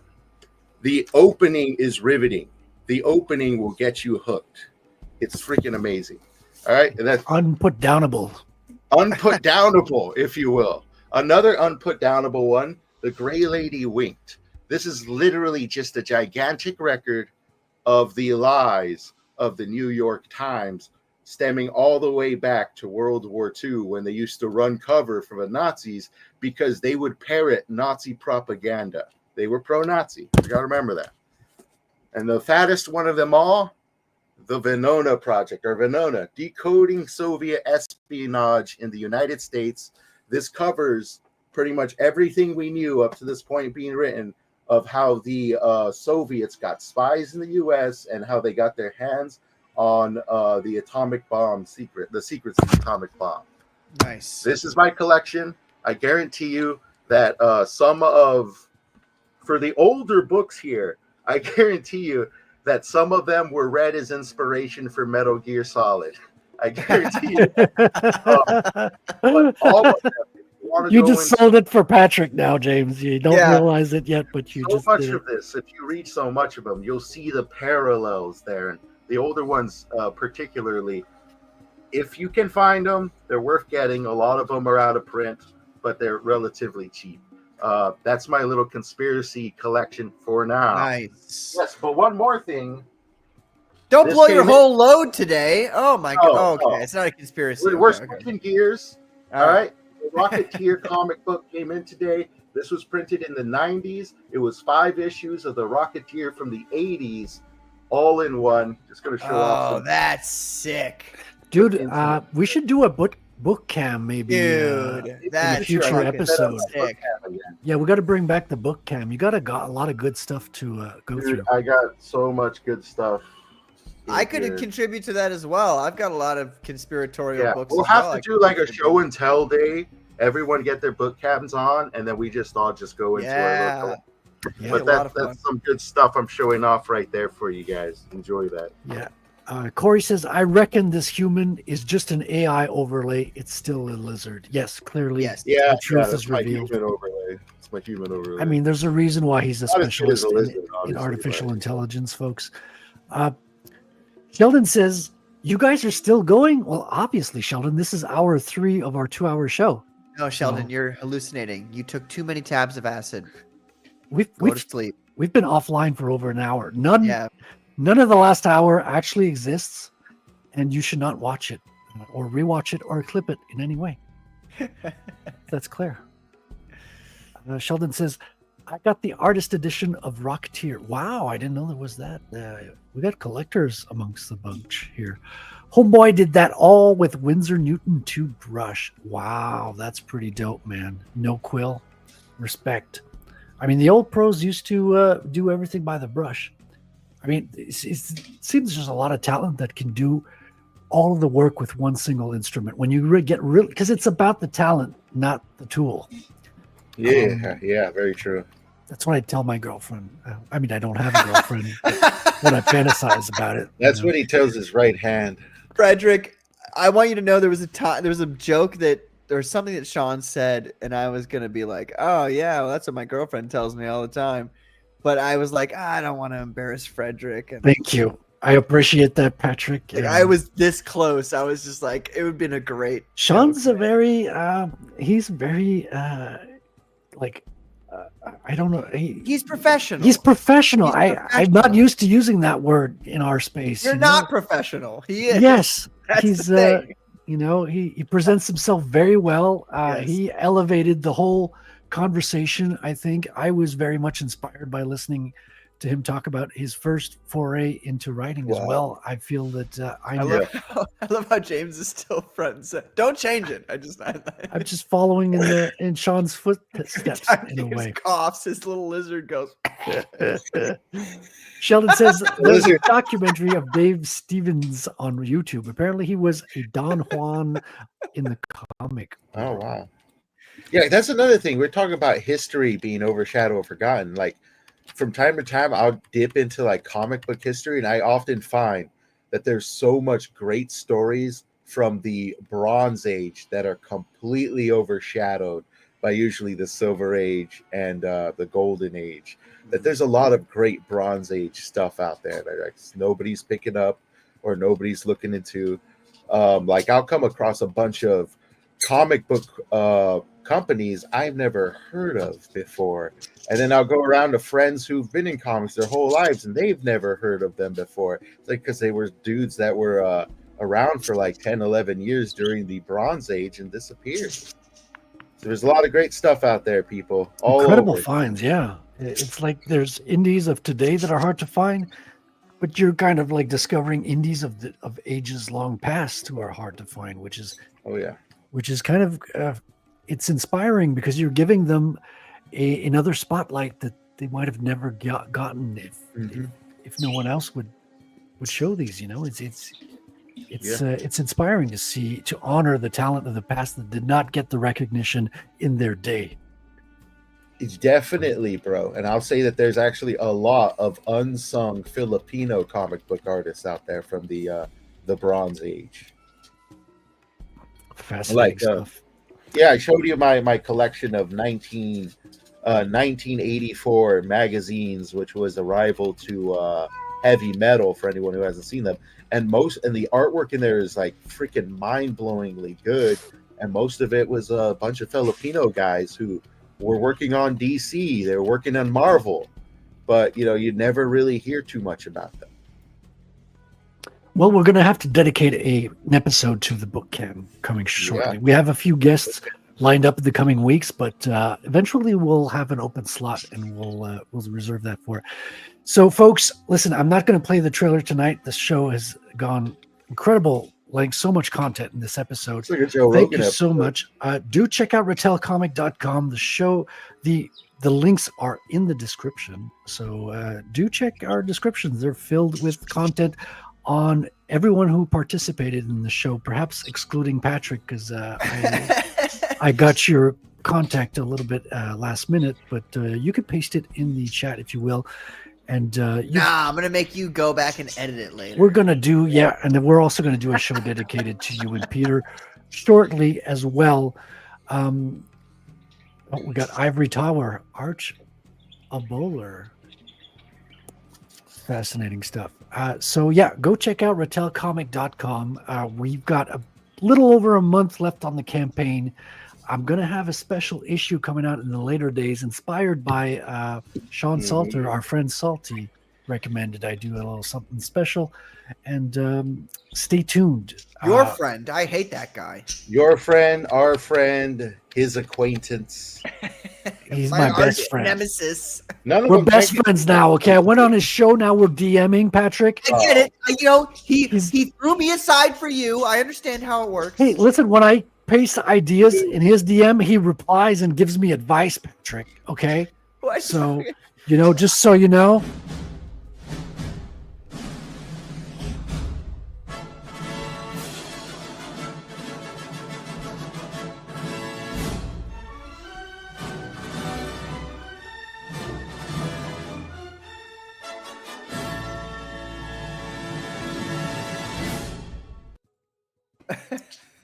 All right. So I'm going to leave everybody with a beautiful clip of Sabrina, and then we're going to roll out and the credits. And Patrick, you could stick around. We could talk a little bit in the back. I know that Wrangler has a couple of things he wants to mention to you. And so thank you so much for watching to the end of the show, everybody who's watching this. We love you so much. You make this possible. Yes. Have a good night, and we will see you next week. Love you. God bless everybody.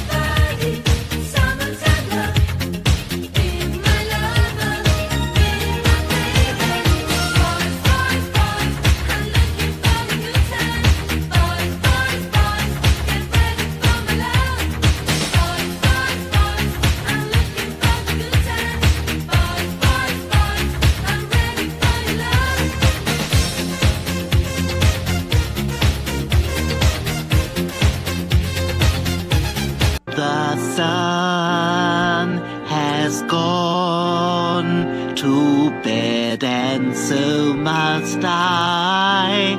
So long, farewell. Auf Wiedersehen, goodbye, goodbye, goodbye. Goodbye.